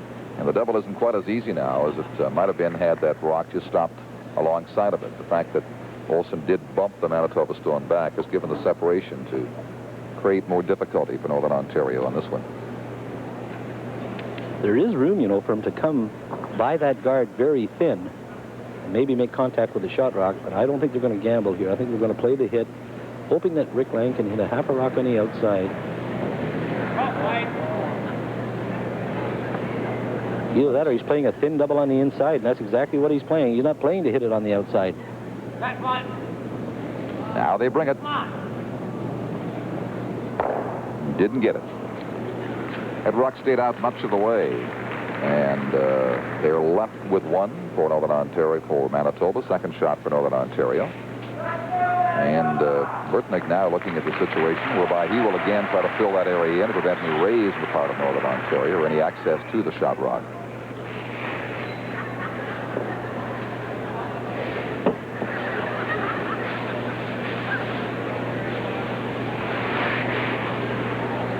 Okay, Kerry Burtnyk would like to come down here and just put the rock in this area, in that particular area. He could even come off this Northern Ontario rock on the right-hand side, but he has to get it in tight. He doesn't want to leave a long guard out there and allow Northern Ontario the opportunity to play that angle raise. So he's playing it in the house. And if he can even freeze to that rock, if he can come through that little bit of an opening and freeze to that rock, he's got something going. Wide. Oh, wait only. You hear me yell, wait only, wait only. He's a long way out there, and he looks a little bit strong. Now they're starting to work on it. He's got a great-looking shot. Just a question of weight now.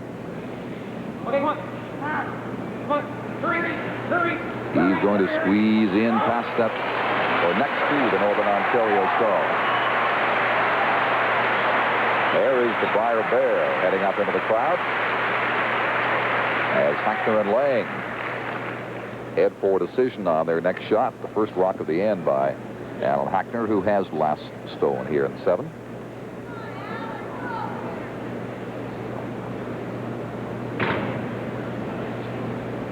Well, the danger for Hackner here is he's looking at maybe playing that angle raise, but let me tell you, if he hits that wrong and doesn't make contact with that rock in the button, now Manitoba's got 2 rocks in behind that guard. Now just throw up another guard, and it'll be very difficult for Northern Ontario to get in there. So he's got to be very careful with his shot. But what else does he have, really? Well, he really doesn't have anything else. The only other shot he has, and I'm sure he's contemplating it, if he comes around here and just gets into this area here with his curling rock, and rather than disturb that one on the right-hand side, because let me tell you, if he hits that wrong on the right-hand side, he's in a lot of trouble. Better yet, the rock, if it pulled too far for him, he might make contact with the yellow one and put it in for second shot.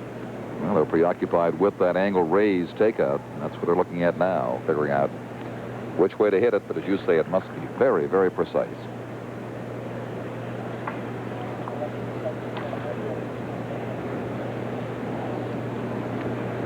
Well, I think the zoo has opened the gates this afternoon because all the animals are in here in the Metro Center in Halifax.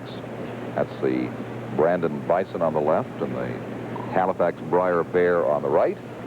They're having a marvelous time while this Canadian final unfolds.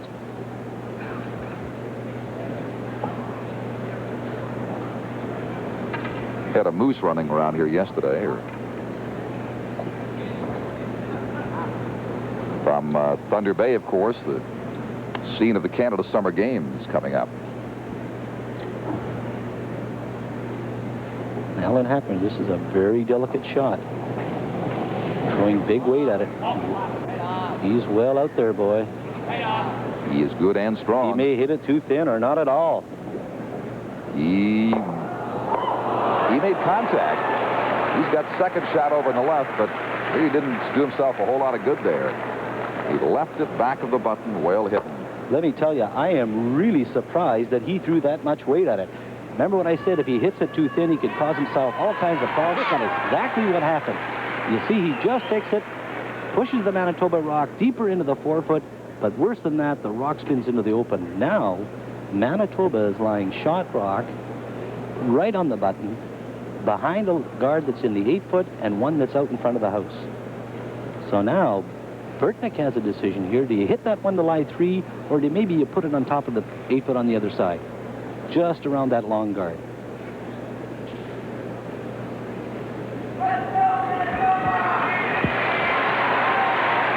And the Manitobans cheering Burtnyk as he slides back down the ice for a shot. He evidently is going for the takeout here on the second shot rock of Northern Ontario's, in which case if he stays, he would lie 3.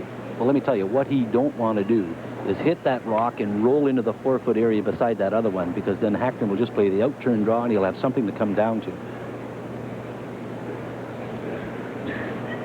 Burtnyk's last. Hackner with 1 remaining in the 7th end.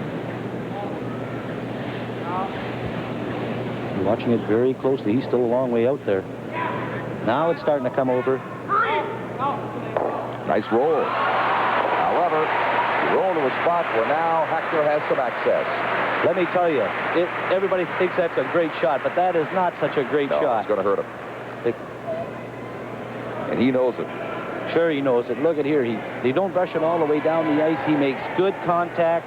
Maybe they should have swept it down the ice all the way and got it over a little bit further, because where he's rolled to now, Hackner can play the double. If he hits it on the inside, Northern Ontario is going to get one. All Hackner had before was a cold draw to the button past that long guard to get his point. Now he can hit and stay right there, a little stagger to the inside part of the 4-foot circle and get his point. Well, that's right. Kerry Burtnyk could have played the out-turn draw and came right down just on top of the 4-foot, and Hackner wouldn't have had a shot.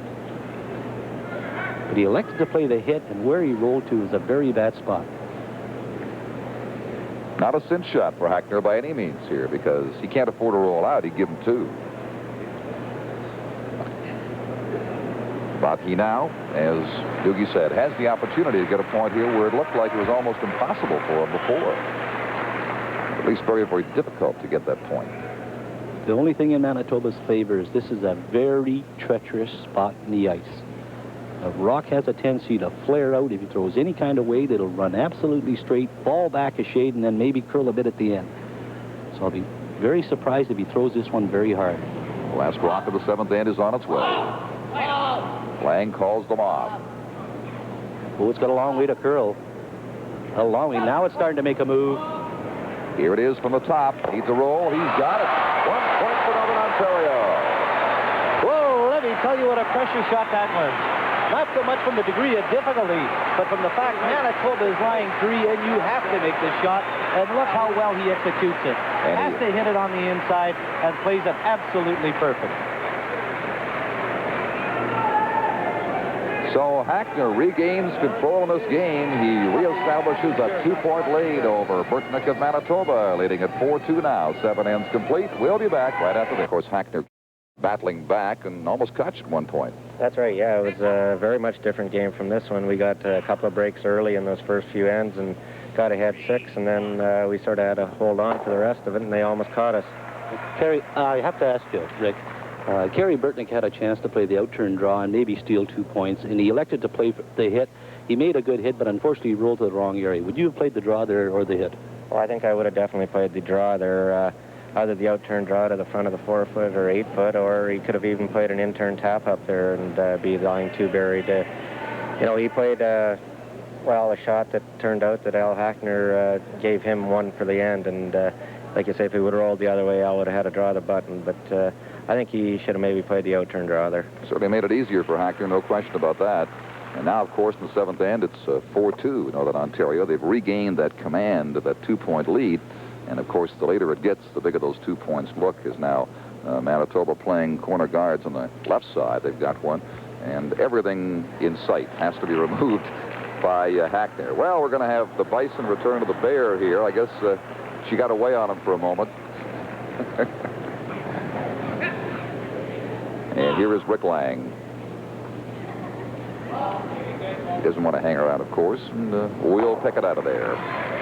Well, nerves of steel, Rick Folk, as you know, required here in these late stages, because one miss can be so vital and so important. Well, that's right. You know, Northern Ontario has definitely got the upper hand here, and they're throwing a little bit freer. Manitoba's got to hope for a break, either a nose hit on something out front, and something they can get around and get their 2 points either here on the 9th or I'm sorry, here on the 8th or in one of the following two ends. They've got to get a break right now because it's in Northern Ontario's control. Especially the way Northern Ontario has been curling. They haven't missed very much, and it's very difficult on this ice when you put up a corner guard. The way the ice is so keen and so fast, you have to hit 3/4 of a rock and you still roll out. That's right. It's a very lively ice. It's made for hitters, certainly, because the ice is very predictable and very keen, and you should be able to keep it pretty clean out there. There it is, getting down about halfway between the hog line and the house for another corner guard. Manitoba playing hope against hope here, just waiting for a break if they can possibly find one from the Hackner foursome and get back in this game. Trail by 2. Here's Lang trying to peel this one out. It falls dramatically on that side and to the advantage of Northern Ontario as he has the shot made. Getting down to the final half dozen rocks here in the 8th end of play and a 4-2 Northern Ontario lead over Manitoba. Rick threw good weight there, and you saw how it falls in that particular area, and it's very difficult to hit and stick in that area, but with the in-turn side it really curls. And Burtnyk in this particular case is asking for a corner guard maybe on the other side, just to change the shot for Hackner. Tommy, Rick Folk, if they put this rock out in front, would you draw to the open side now with the 2 rocks to come? I would seriously consider it, yes. You've got a 2-point lead, and if you throw one in the front 4-foot on the in-turn side, then Kerry's got to make a choice that could really decide the game right here. Rick, is there any preference in your mind or any feeling that you have as to how either of these teams may do in the upcoming Air Canada Silver Broom a couple of weeks from now in London? Well, there's no doubt in my mind at all that either one of these two teams would do very well for our country. They've shown here that they're the 2 solidest teams, and they've got all the shots, and they like the aggressive style of game, I think, and that's what you need to beat the Europeans nowadays. And both teams have played well, and I think whoever it will be will win the World Championship. All right, we wish them well, whoever comes out of this, and also you, Rick, as you go after a national mixed curling title starting in Winnipeg very shortly. Well, thank you, Don. We're looking forward to that. We'll see you there. We'll have that final on CBC television of the National Mixed Curling Championship in a couple of weeks' time. Of course, first of all, we have to concentrate on the World Junior Championship in Brier, France next weekend on CBC television. Then the National Mix from Winnipeg, and of course winding it all up with the Silver Broom, featuring Silver Broom reports Monday through Friday, beginning Monday, March 23rd from London, Ontario.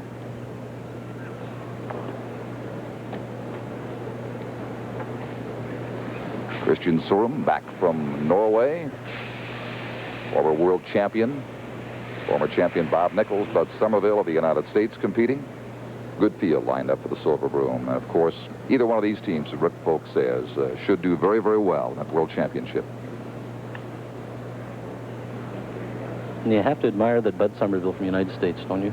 Sure do. The man had open heart surgery not that long ago, and he is right back into it. Tremendous competitor, great shot maker. He makes spectacular shots to a maze of rocks time and time again. So we look forward to seeing Bud in London. The more rocks he gets in play, the better he likes it. Mm-hmm.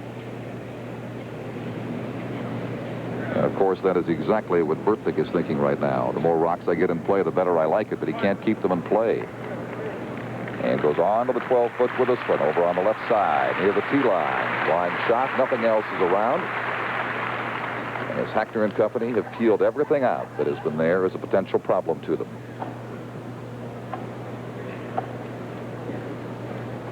At seventh end, if the score holds or remains in favor of Northern Ontario, they may look back and say that was the key point right there.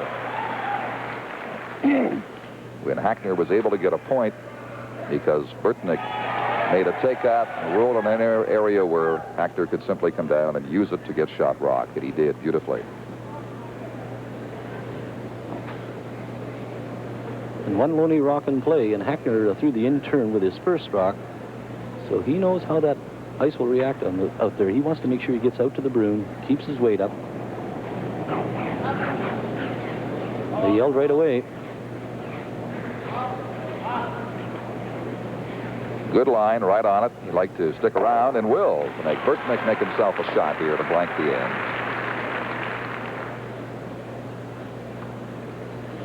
Final rock of end 8 coming up.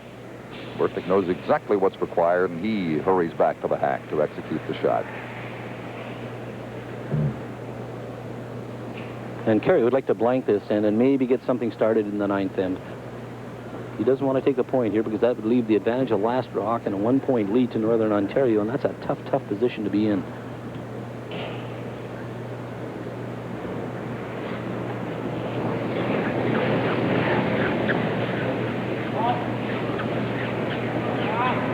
The rock is a long way out. Boy, that rock is drifting. He's got a corner of it, though. Which is all he had to have to blank it. And 8. Hang up a couple of zeros. 8 ends complete now. This final for the Canadian Curling Championship. Northern Ontario maintains a 4-2 lead over Manitoba, and our coverage will continue from Halifax in just a moment. Margie Hack says that she's a nervous wreck watching her husband Al go through this entire week and now into that pressure-filled final game. Still all jingles, are you? Yeah, oh yeah, for sure. I'll calm down maybe about 8 o'clock tonight.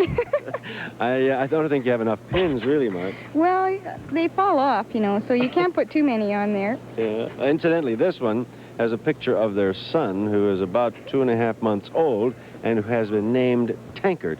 And that after the Brier Tankard, right. You get nervous all the time, don't you? Oh, yeah. When there's, you know, when the games are going well and the tight play is, I'd rather see a game, you know, when they're way up or either way down, so I don't have to shake. Well, they're pretty confident, and I think we are too, right? Yeah, you're looking good anyway. Well. Okay, not too far to go. No, two more ends. And Don, Margie has to cheer a little bit extra because her brother is the second on the rink, Bob Nickel. Back to you. Okay, Ernie, thank you. Well, they are happy now, I'm sure, with what they see. As Northern Ontario leads Manitoba 4-2, the Manitobans have got to be concerned. They're running out of ends. Did Ernie say that their son's name is Tankard? Yes, I think he did. Tank, for short. Here's Bob Nickel. You know that Ontario's second. So we're husband and brother very much involved here in a quest for Canadian championship that eluded them last year, having gotten all the way to the final in Calgary against Rick Polk. As we said, falling behind early, scrambling, but not quite enough to overtake Polk for that Brier Tankard.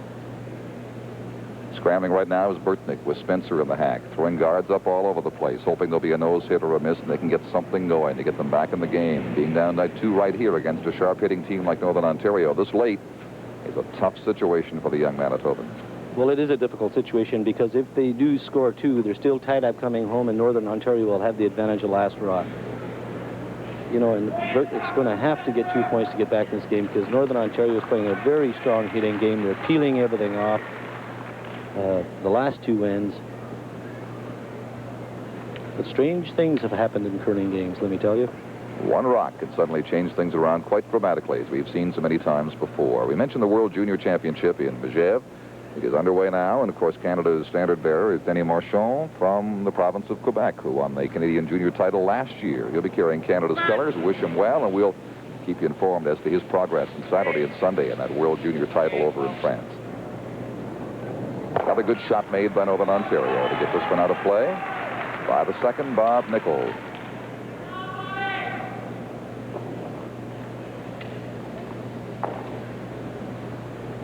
Of course, Burtnyk will put it over on the other side now. See Jim Spencer to put it somewhere between the house and the hog line. Doogie, do you ever tend to give up hope in this situation when you're down by 2 and you can see the other team peeling off rock after rock? You get down a bit? No, you never give up. One nose hit can change the whole complexion of an end. It does get a little frustrating with the other team. You put up 7 guards one end and they peel them all off, and you put up another 7, they peel them all off. But somewhere, you know, they might get a little bit of a break and hit a rock on the nose. Then there's a little bit of light, and you have to take advantage of that. Al Hackner, at 26 years of age, has been curling half his life. And Rick Lang, the same story. Boy, they jumped on this one right away. It might have indicated that Rick Lang was a little bit inside. There's a break. There's something now in play for Manitoba to manipulate. Well, that's what they needed. They had to get a nose hit. They've got one now, and Burtnyk will go right in behind it. I'm sure Rick Lang is not very pleased with that shot.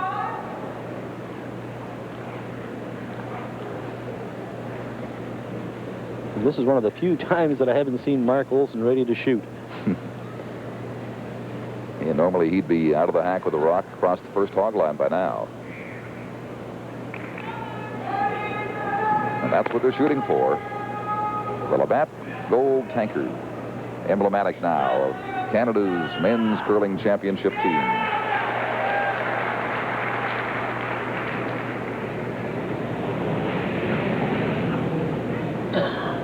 And right away, they ask Olson to go to work and try to get behind that long guard left there on the nose hit by Rick Lang.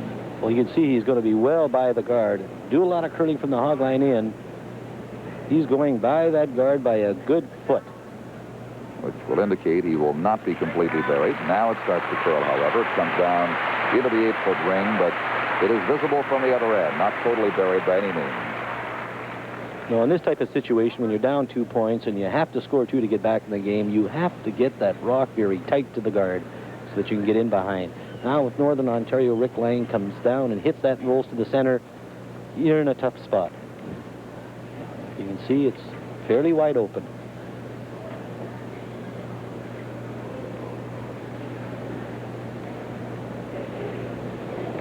Lang wants to atone for that nose hit with his first rock. With the elbow right away, he's well out there. He's got a long way to come. He doesn't want to hang around necessarily at all. Just wants to make sure he gets it. He just did. Well, they never laid a brush to that. He must have been a little outside the broom.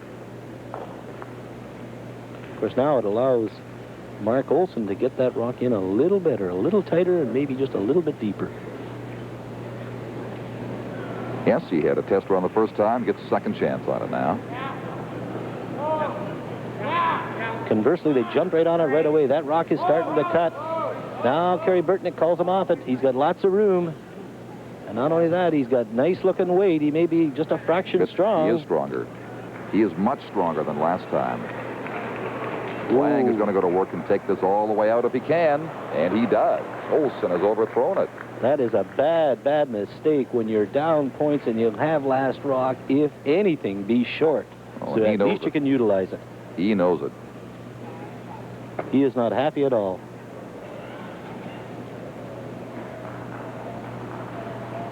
Now Hackner and Lang in conversation. And I can't help but wonder here if Hackner says, okay, we'll maybe try to steal, or should we stick with the policy of taking that guard off? And I think they will. They'll just keep it clean. Well, there's two schools of thought here. Run that one off, and Burtnyk puts his rock in, you hit, you stay. I might be tempted to put it on the side of the forefoot and say, okay, Kerry, you hit it, I'll hit it, and I hope you hit it on the nose. Mm-hmm. Because if you put it on the side of the forefoot, Burtnyk draws around to the other side, around the corner guard, and you just come down and lie second shot. You're forcing him to take one. That way, you've negotiated yourself into a position where you're one up coming home, but with the advantage of last rock. Well, their call is to remove it. Hackner with his first rock. Lang to take out on his own guard.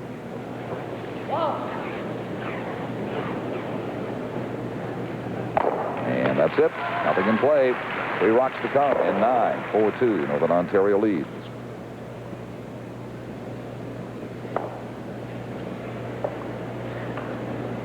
This game at this stage now is the way the semifinal between Manitoba and Saskatchewan went to the early ends yesterday. conversely today, these two came out gunning for all the points they can get their hands on, with or without last rock. And Hackner has won that battle to maintain a 2-point lead right now. So now the defensive part of the game comes into play, and so far they're getting away with it. Well, I think, and we've said it in other telecasts, there's usually 2 or 3 ends that dictate whether you win or lose a game. And I think you can look back to the second end where Northern Ontario scored 2, and in the 7th end. Yeah, 4th end they got 2. And in the 7th end, when Burtnyk gave him the chance to come into the 4-foot on the take-up that he left. They'll be talking about that takeout attempt by Kerry Burtnyk on that particular end. Well, they're going to have to work on this one.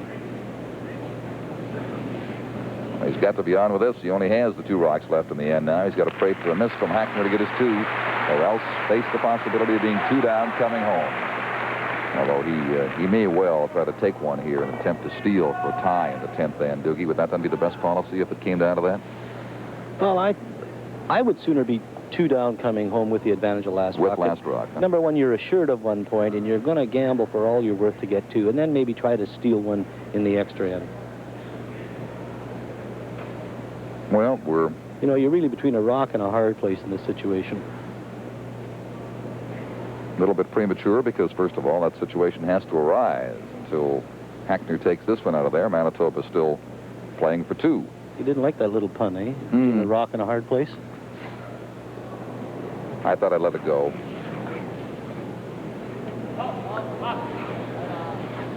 Hackner's throwing good weight at this one. He would like to stick around with it. He does. They can only get 1 now. And so the indication is they will attempt to blank. Remain 2 down, but keep last rock in the 10th end.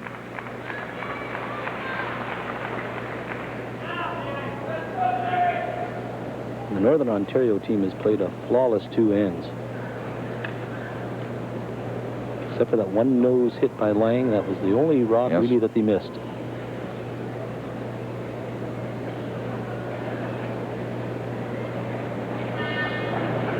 Burtnyk's final rock of end 9 is underway.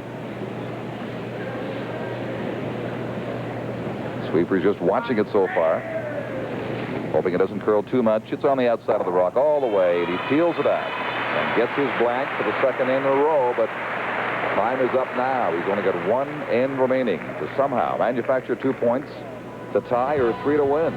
We'll have the 10th and decisive end from Halifax for you when we come back right after this. 10th end, last chance for Manitoba to get the points they need to get back into this game. They trail 4-2. Don Chevrier with Don Duguid and Ernie F. Aganis with you from the Halifax Metro Center. There's the scoreboard with the situation as you see 3 rocks played, nothing remaining on the sheet right now. As the lead for Manitoba, Ron Camerlock will play his 2nd shot. 2 successive blank ends by Manitoba have so far failed to pay off after a big shot by Hackner with the door open for him by Burtnyk in the 7th end. Reinstated Northern Ontario's 2-point advantage. In that 8th end, Manitoba had a chance. The nose hit by Rick Lang allowed Manitoba the opportunity to get in behind. Olsen's first draw stayed in the open. Lang hit and rolled out. They had a chance to get the rock in a better position, and unfortunately for Mark Olsen, a little bit strong, went through the house. And I allude back, you just cannot give up those opportunities. You have to put the rock in the right position.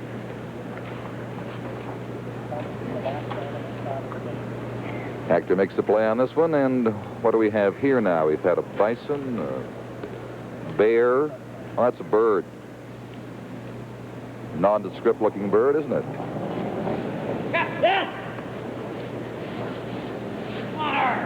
Well, they're really working on this one. This could be very close to a nose hit. Nope, it's off.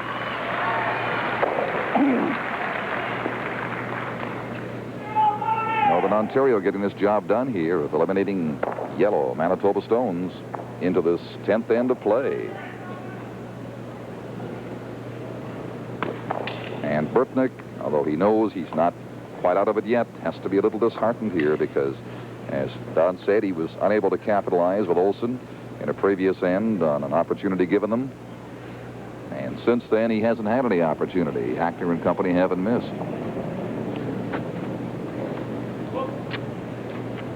He needs 2 to tie to force the extra end. And they're really working on this one. Burtnyk's out there trying to bring that rock over the hog line. It is just over.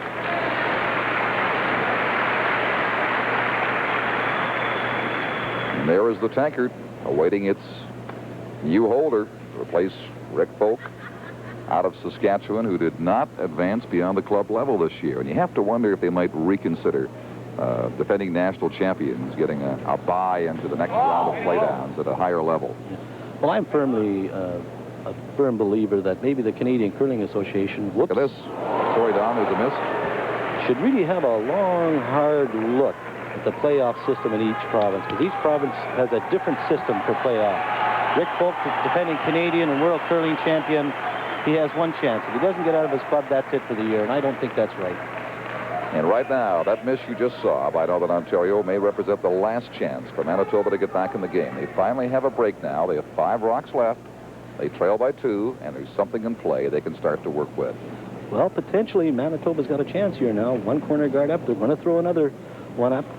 And what they're doing by putting up that other corner guard is saying to Northern Ontario, okay, you can't get them both off. You're going to waste one shot getting one of those corner guards off. We're going to go around the other one. It's there on the other side. 2 out in front. Instead, it's pretty tough to get them both off, so Hackner has to go to work on the one he deems most dangerous. And that's the one, I think, closest to the center line on the left. Well, let me tell you, the way Hackner's looking at those rocks... Well, no, let's try this one, he says. That might come in handy for him later on, the other one. Well, I think his thinking on this particular shot here is the fact he's going to take off that corner guard, because if you play the in-turn, it'll curl in behind that guard, as opposed to that one on the left-hand side where it runs very, very straight. That's his reasoning behind maybe playing this one off. Boy, they yelled right away. It should fall out if it doesn't fall too much, and does corner it.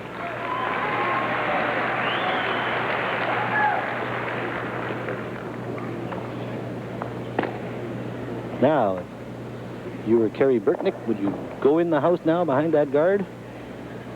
Not quite yet, or maybe he will. Let's see. Oh, sure. He has to go in now. He's got 4 rocks left. He'll put it in there. He wants to get it in dead behind that guard and in front of that tee line. Well, they're working on this one. See how he's got a lot of room? Look at it. It kind of flares out there. Now it should start curling right about here. See the rock starting to make a move. He's well by the guard. Look at it. He's by the guard by a foot. Now it'll start curling. Look at it. Now it's starting to move over there. He's got a good-looking shot. The deeper they take it, the more it'll go behind the guard. He'll be right up there in the 4-foot full of the tee line. Line shot, and about half covered in there. Well, it's about 3/4 covered, but the big thing in Manitoba's favor, that rock is in a very tricky spot. And I'm sure Al Hackner said to Rick Lang, okay, we'll play it tight. If you rub the front one, okay. But he cannot afford to go by them both. If he goes by them both, Manitoba will stick another one in there, and then they'll have a potential 3-ender. See the ice he's giving right on the center line. Not very much. If it curls too much, it will take the guard. Otherwise, he's hoping to pick it up. Boy, they jumped on it right away. Oh, he's going to be very close to that guard. Is he by it? No, sir. Nope. He moved the guard, but not very far. Just opened it up a little bit. It's still in use. And you are now looking at a tie curling game. And the nice thing for Manitoba is Rick Lang just kicked that guard so they can still utilize it. That's right. It's still a factor. Now, Olsen's second rock for Manitoba. Boy, the importance of a draw. They yelled right away. They're really going to have to work on this one. He's well by the guard. Oh, boy, they might have left it too long. No, sir. They almost left that too long. Now they watch it curl as it slides in to be second shot, and Manitoba's line 2 and still very much alive suddenly. Oh, a great draw by Mark Olsen. Let me tell you, that is right behind the guard, and the beautiful part of it, it's parallel with the other one. There's no chance of a double here. Large crowd of appreciative curling fans cheering that clutch shot by Mark Olsen, and they almost left this too long in terms of a potential collision with the guard out in front. The It was very, very close. Boy, they waited a long time for it to move over. And you can see he goes by the guard by a good inch. The beauty of it, it does all its curling in at the end. Look at it here. Goes right in behind. Now Kerry jumps on it. He wants to get it even with that other one in a perfect spot. Now, Al Hackner with his first rock. Now to skip rocks in the 10th end. Northern Ontario leads Manitoba 4-2. Manitoba last rock here has the potential for the tie. Potential for the win if they get a miss from Hackner, who appears to have pretty good line on this one. And he is going to move it across to the right, other side of the center line, in the 4-foot to live shot.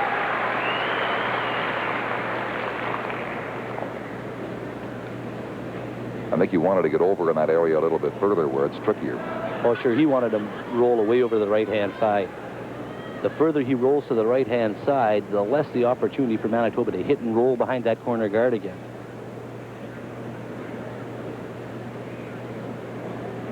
They discuss how to play it and where they want it to wind up. Yeah, well, I think what Kerry Burtnyk's looking at here is maybe just play the tap back. You know, that way he may get 3, but that's really a gamble, let me tell you. Because if he draws in front of it, then Northern Ontario put the guard on, you are in the grease. See, he's just going to play quiet. They indicated to the left that they'd like to roll in behind that guard and have the 2 locked up that way. Hope and pray for a missed shot by Hackner in some fashion to get their 3 later on and do it that way. But right now, he's got to make this. There is a chance that Kerry Burtnyk here can hit about a half a rock. He's got a lot of room to roll to the left-hand side, and if he hits it perfect, he rolls away over behind not only the long guard, but the one that's in the 12-foot ahead of the tee line. Let me tell you, that could be a real problem for Al Hackner. That's what he has in mind right now in this shot, I'm sure. And here it is, his first rock. He's just playing quiet. He's not going to throw big weight at it. It all depends on his weight. He's outside that center line. Mark Olson calling him on it. You see that rock is starting to make a move now. Now they're really going to work on it because potentially he's got the roll. They're really working on it. He's got a good-looking shot. Here it comes. Way over. And he lies 2. Oh, let me tell you, that is about a half an inch away from being an absolutely perfect curling shot. He wasn't far with that roll. A little quiet. Didn't get all the roll he might have liked. Here's one more look. They're really bending the brushes. They're working on it. Mark Olson knows he's going to hang around somewhere, but he wants to get the roll away over to the left-hand side. He jumps right on it, working it to death, trying to get it in behind that rock. But let me tell you, he didn't roll far enough. And the danger here now for Manitoba is the fact that Hackner can come down and maybe hit that and get a little bit of a roll to the inside, and he could end up shot rock. Yes, but he sure wants to remove one of them. There's no question of that. Oh, boy. You don't want to be turning this rock inside. Or hanging it out and let it go way by. Let me tell you, this is a big, big shot for Hackner. I'm sure he's playing just for the hit. He's going to let Rick Lang worry about the roll. He's had control for much of this game, the last 3 ends, certainly since the 7th, and now he needs this shot to maintain any semblance of control. If he misses this, it'll get away on him, the whole thing. Whoa, yeah, whoa, right away. He's well out there. Oh, that rock's got a lot of curling to do. It is out there. He's missed it. He hasn't got too much of it. He moved it, and it is going to hang. Whoa. Let's see. I think it's on the rings. I think Manitoba's got the tie. They're going to draw for the win. There is no question. That rock is on the rings. Unbelievable. The Northern Ontario fans are really beside themselves, as Hackner is too. Watch this. He's well on the outside. And Rick Lang knows he's on the outside. Look at Mark Olson at the back, swinging that rock over. He just ticks it. Ooh. Rick Lang is right there to sweep it out. Look at the spin on the rock. Just stops at the end. And the interesting thing here, after it had stopped and they looked at it, we knew it was shot. Mark Olson grabbed Kerry Burtnyk and tried to calm him down. He said, now just hold it. Wait a minute. Don't get excited. We got 2. Just relax. You got a big shot coming up here. Rick Lang went over and had another look at that biter, and I'm afraid the news is bad. I'm afraid it's on the rings. There's no question. Here you play 10 ends of almost flawless curling. He's curling 88%. He's got 1 shot. He has to hit it, and he just rubs it. A tough, tough break. Olson asking for quiet now for Burtnyk, who's got the shot of his life to make. Anywhere on the rings, and he will win the Canadian Curling Championship at a dramatic turn of events here in the Metro Center in Halifax. 22 years old. This is for the Canadian title. Let me tell you, the sweepers will jump on this early and then make a decision. They haven't laid a brush to it yet. Let this one dig in a bit. The minute you see those boys start to brush, you'll know that he's going to be in the ring, but they haven't laid a brush to it yet. It's starting to dig in. Mark Olsen, He's got it. He's got it. Look at him. He knows he's made it. Look at Olsen. They're going crazy. Manitoba 3. The final end wins the title 5-4. And do you believe it? Can you believe the outcome of this end? I can't recall a 10th end turnaround quite like that in the history of They're modern still looking curling. at the rock over there. Rick Lang is over top of it. Now he's starting to kick the rocks out of the house. Warren Hansen is keeping the photographers back. They want to measure it. I don't blame them. I like a measure, too. Hey. Manitoba's convinced they've won, but until that measurement takes place at Northern Ontario's request, it is not official. It is not yet official.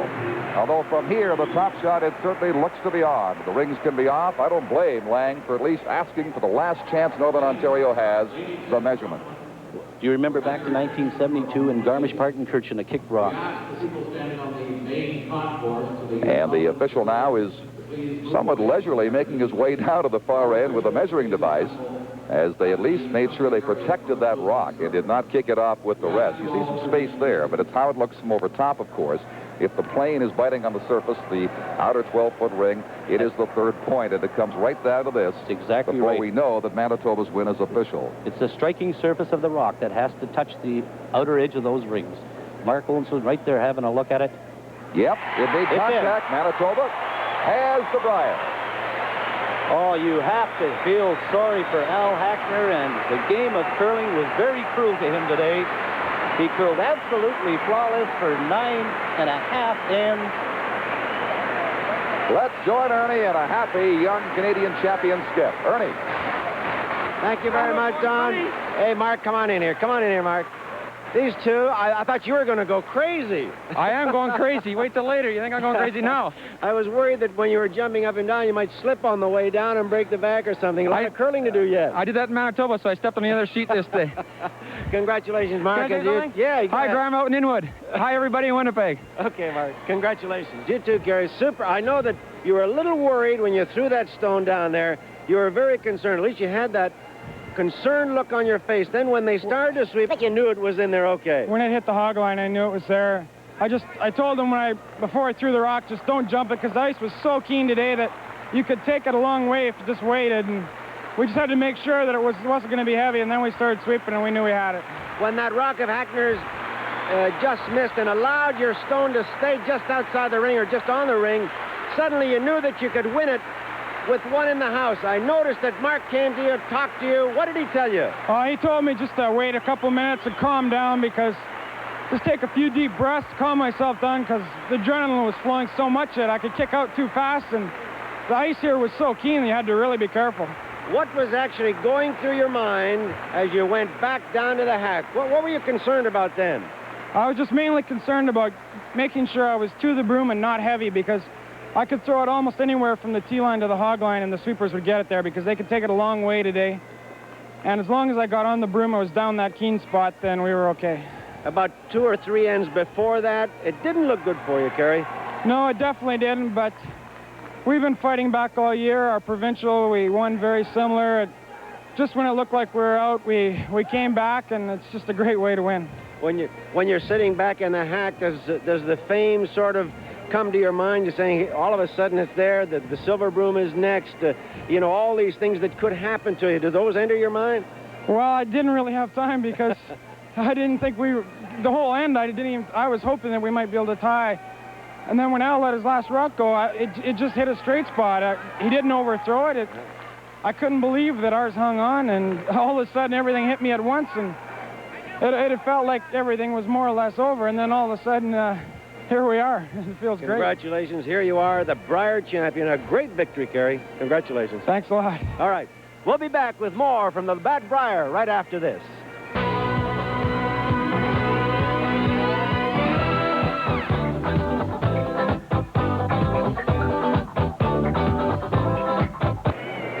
Here in Halifax today, we've seen a final, I think, probably unparalleled in the modern curling era. I don't think any final end of a deciding Brier game is finished up quite like that one. with the winning point just hanging on the outer circle, and a measurement had to confirm it. And, of course, this had to be there for Burtnyk.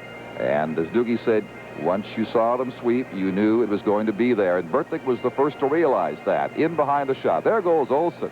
He almost tripped over onto the next sheet head first. He was so happy. The other Manitobans joining in, camera lock. Ed Spencer in the emotional scene, as they then were convinced they had won. But Rick Lang said, hang on, we want to measure this. And Olsen, too, is saying, leave the rock alone. Well, let me tell you, it's a good thing Mark with cooler head prevailed there, because, you know, if they kick that rock off. That's right. You're back in 1972 in Garmisch-Partenkirchen with a real mess on your hands. Exactly the right. Silver Broom that year. The famous kicked rock incident. It didn't happen here, but I'll tell you, almost everything else did. In the final end of play, Ernie Afaganis is back, and I don't know if you can hear properly now or not, Ernie. It was awfully noisy down there at ice level when that game ended. I couldn't believe the excitement created in that last few seconds. I thought that Mark Olsen might die of heart seizure after he told the skip, Kerry, to calm down and relax before going down, exactly, which was a very good move. Oh, sure. And then suddenly he went crazy, and I don't blame him. I probably would have done the same thing. And the difficulty with it, you have to really feel sorry for Al Hackner. Yes. As we said earlier, he played 9.5 ends at 88%, comes down to the final rock. You know, you really have to feel sorry. You curl all year, you curl 120 games a year, you've got a chance to win the Canadian Championship, and the opposing team scores 3. It's got to be a big, big letdown. Yeah, and for Al, the second year in a row, which, you know, Yes. when you're a bridesmaid twice, it hurts. Yes, it really He didn't does lose hurt. it quite that way last year. He got off that terrible start in Calgary, and he had control. That's the sad part for him. He really had the game under control from the 7th end on. It looked like Burtnyk had made a fatal mistake by allowing him to hit that rock, putting it where he could hit it to get a single point. And then nothing going in the 8th, nothing going in the 9th for Manitoba. And suddenly, out of nowhere, that innocent-looking rock out on the side was left there, and it all went from there. Yes. Unbelievable how it turned. Doogie, did you hear, or Don, did you hear the comments made about the final stone that was thrown by Hackner? Kerry said that it appeared to catch a straight spot. He said he threw the rock what looked like to be perfect. Well, there's a very fast spot down the ice, and what he's talking about, he was more concerned with hitting the broom, because if he doesn't hit the broom or turn it in, he might get in a little tougher ice. So he's more concerned with the line as to weight. He had the weight. All right, and now the march-on begins to get the closing ceremonies underway at the Metro Center in Halifax after just an incredible week of competition, culminating in this win by Manitoba in most surprising fashion in the 10th end, getting 3 to overcome a 4-2 deficit and win it 5-4. All the officials who've worked so hard all week, and of course the many preceding months before this championship to get everything in place for the visitors from across Canada and Halifax, are being recognized now as they come in, to be followed by the bands and of course by the competing teams from all the provinces, territories in Canada who are competing for this gold tankard, which will be presented very shortly to this very young team. I think the youngest has to be since Terry Bronstein won it for Manitoba as a teenager, Ernie, the youngest to win the Brier since then. And that Bronstein name, of course, goes back a long, long way back in Victoria, 1958, where, well, British Columbia at that time, and I think Matt Baldwin was able to beat him with a very great final stone. So that name is very famous. Didn't they pass a rule after that said you had to be at least 18 to play? He wasn't quite 18 years of age, and they changed the rule because of him. Yeah, they kid everyone about that particular decision. They say they don't want any good young curlers in there anymore. They got 4 good young curlers representing Canada in this upcoming World Championship now, haven't they? They certainly have. This is a fine rink. And what impressed me most, I think, Don, was the fact that they didn't rattle. No. They were very calm. The only excitement I saw, the only emotion was right at the end, and Mark Olsen led that. But of course, he seems to have control over the team. He seems to be the leader in that direction because he's had more experience in big-time curling. 1981. And now we are ready to go with the closing ceremonies here in Halifax. Would you now please welcome the participants in this year's 1981 Brier.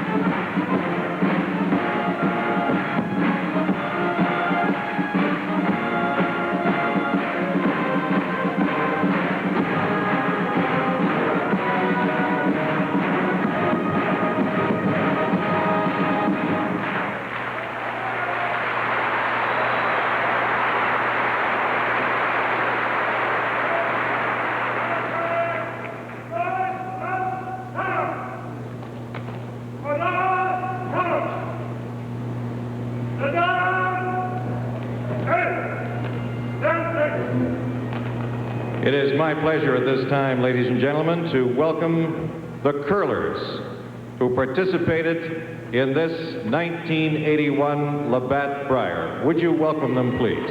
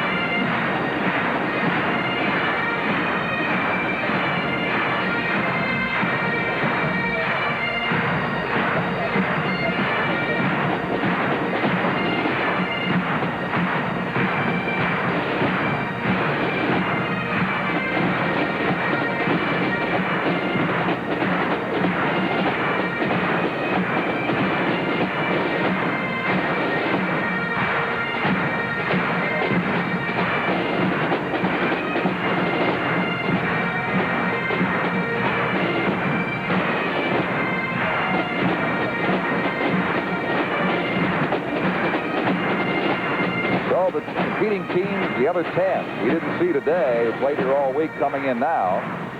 And they, I'm sure, as curlers, as top-notch provincial champions, had to appreciate the excitement and the drama of that final game as much as anybody. Mel Watthorn and his fine team from Alberta, Chuck Haynes, his quartet from the territory. And then Peter McDonald from Prince Edward Island. He was a threat earlier in the week until things got a bit rough in the late going for him. New Brunswick, skipped by Don Mix, the oldest competitor here. There's Mr. Mix leading his team on the center sheet for recognition. Newfoundland, skipped by Toby McDonald, third man for Jack McDuff when they won the Brier. Newfoundland's only victory in these championships in 1976. And the host province, skipped by Alan Dara, who had a tough week, going 0-8 before finally recovering to get on the winning track.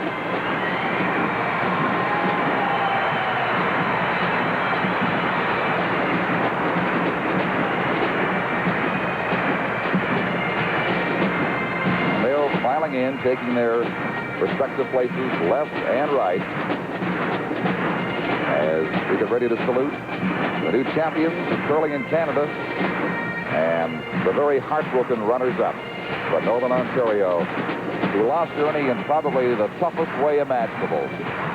Yes, I think if you're going to get beaten by 2 or 3 rocks, you really never did have a chance, you accept a loss. But when you have things pretty well in control, and then suddenly getting to the last particular part of the match itself, and then have it slip away, that's deadly. You'll think about it for a long time.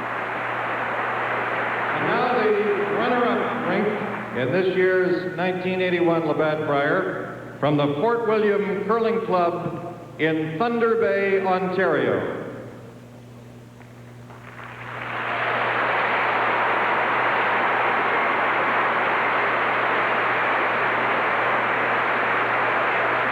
Here they are, the runners-up coming in now, who until the final half dozen rocks of that last end did not figure they'd be introduced first to these closing ceremonies. Standing ovation. And rightly so. The crowd on its feet here, applauding Al Hackner and his fine team from Thunder Bay.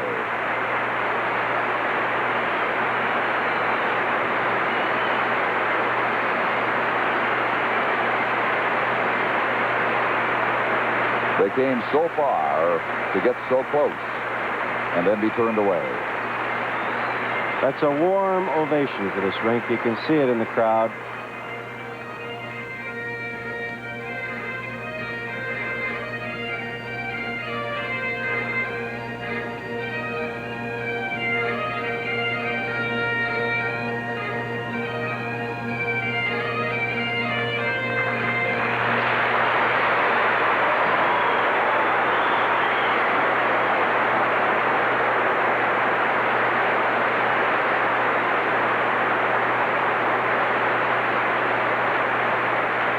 And now our 1981 champions from the Assiniboine Curling Club in Winnipeg, Manitoba.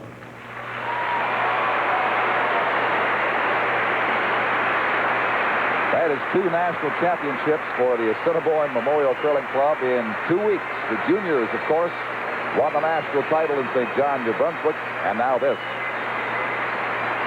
Kerry Burtnyk tells me there's a 16-year-old coming up at that club that's going to beat everybody in sight in a year or two.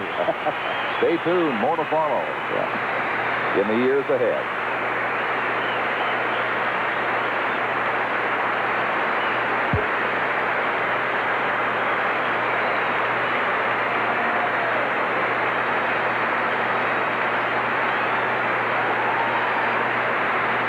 What a great feeling that must be for this young group averaging about, well, just a little less than 22.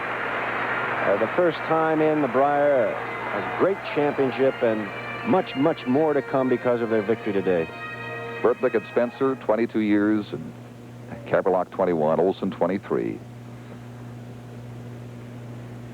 About to take their place on the dais, reserved for the Brier champions.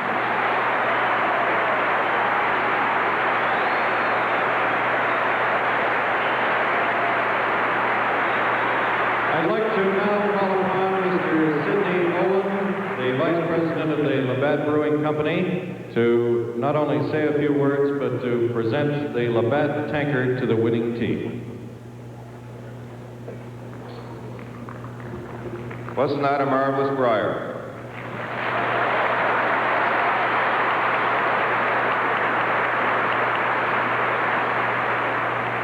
Pleasure and a great privilege to be associated with this event. I do want to thank 2 groups of people for having done it. The first is all the marvelous workers from Halifax and Dartmouth who invested hundreds of thousands of hours.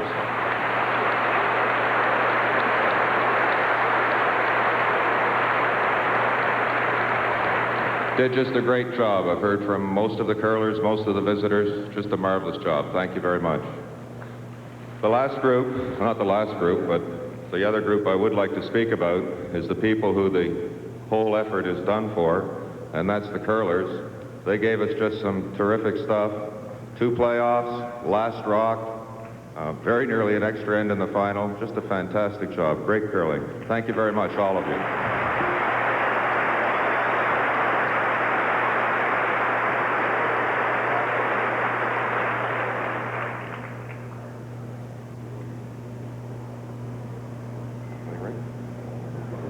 Kerry? It's a pleasure and an honor. I don't think anybody who watched that match will ever have to learn anything more about sticking to it. Thank you.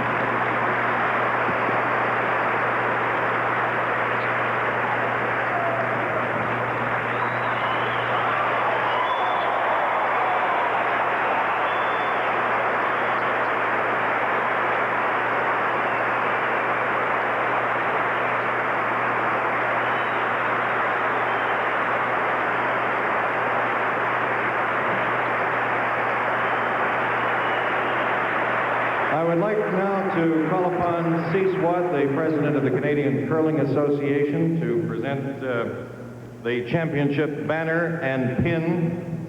The banner, by the way, is emblematic of curling supremacy in Canada, and it will be hung in the home club of the winning rink.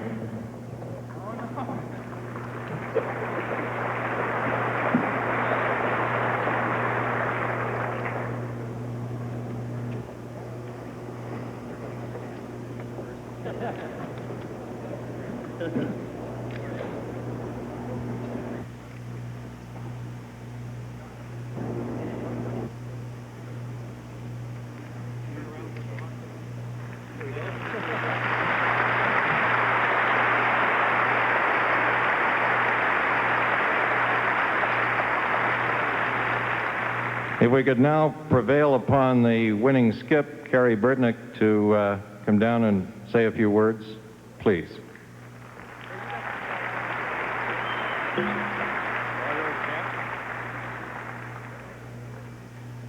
Well, first of all, I'd like to thank the organizing committee for putting on just a super week. The people here have been just great. Everything's been run smoothly. We've always had something to do, and yet they didn't tire us out too much, except for 1 or 2 nights. But also, I'd like to thank Labatt, who the sponsor of this, has made it all possible. I think curling made a really great move when they went to Labatt's. It's just been a well-run show all week.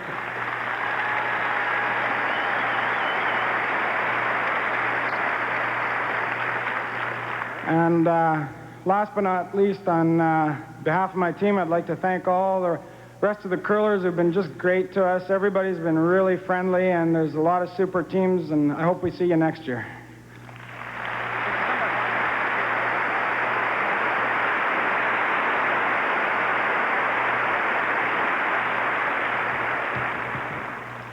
We're going to once again prevail upon Mr. Sidney Olin to make the presentation to the first runner-up team from Northern Ontario.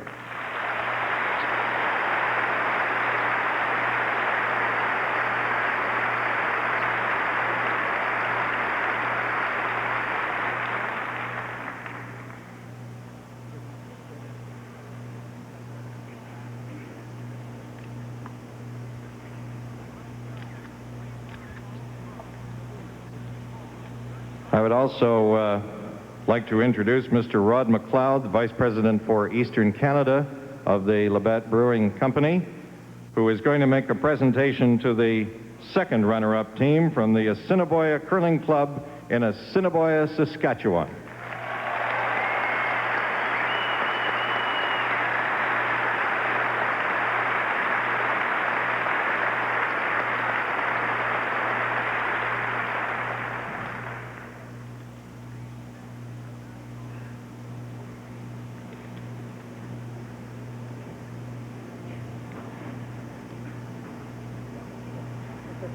We'll once again ask Cease Watt, the president of the Canadian Curling Association, if he will present the Ross Harstone Memorial Trophy. Thank you very much. Ladies and gentlemen, the Ross Harstone Trophy is presented by the Canadian Curling Association in the memory of the late Ross G.L. Harstone. Trophy is presented in the true spirit of curling, exemplified by Mr. Harstone's high ideas of sportsmanship, observance of rules, good conduct on and off the ice. In balloting, the players are requested to select their first, second, and third choice of competitor deserving this award, excluding their teammates. Results of the balloting were compiled under the direction of the Championship Committee of the Canadian Curling Association. I would like to comment that of the 48 players present in this competition this year, 32 names were on those various ballots, which says a lot for the degree of sportsmanship we have seen here this past week.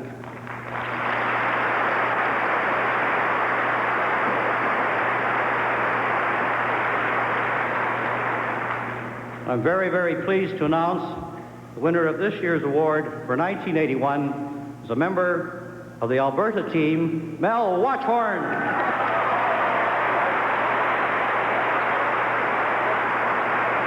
Don, a great afternoon.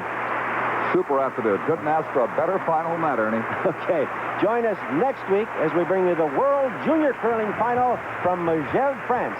Goodbye from Halifax.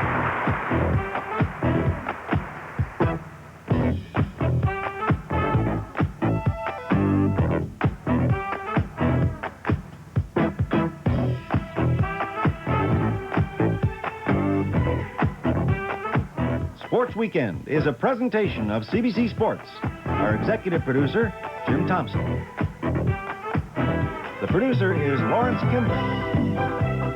Our director, Brian Wayne.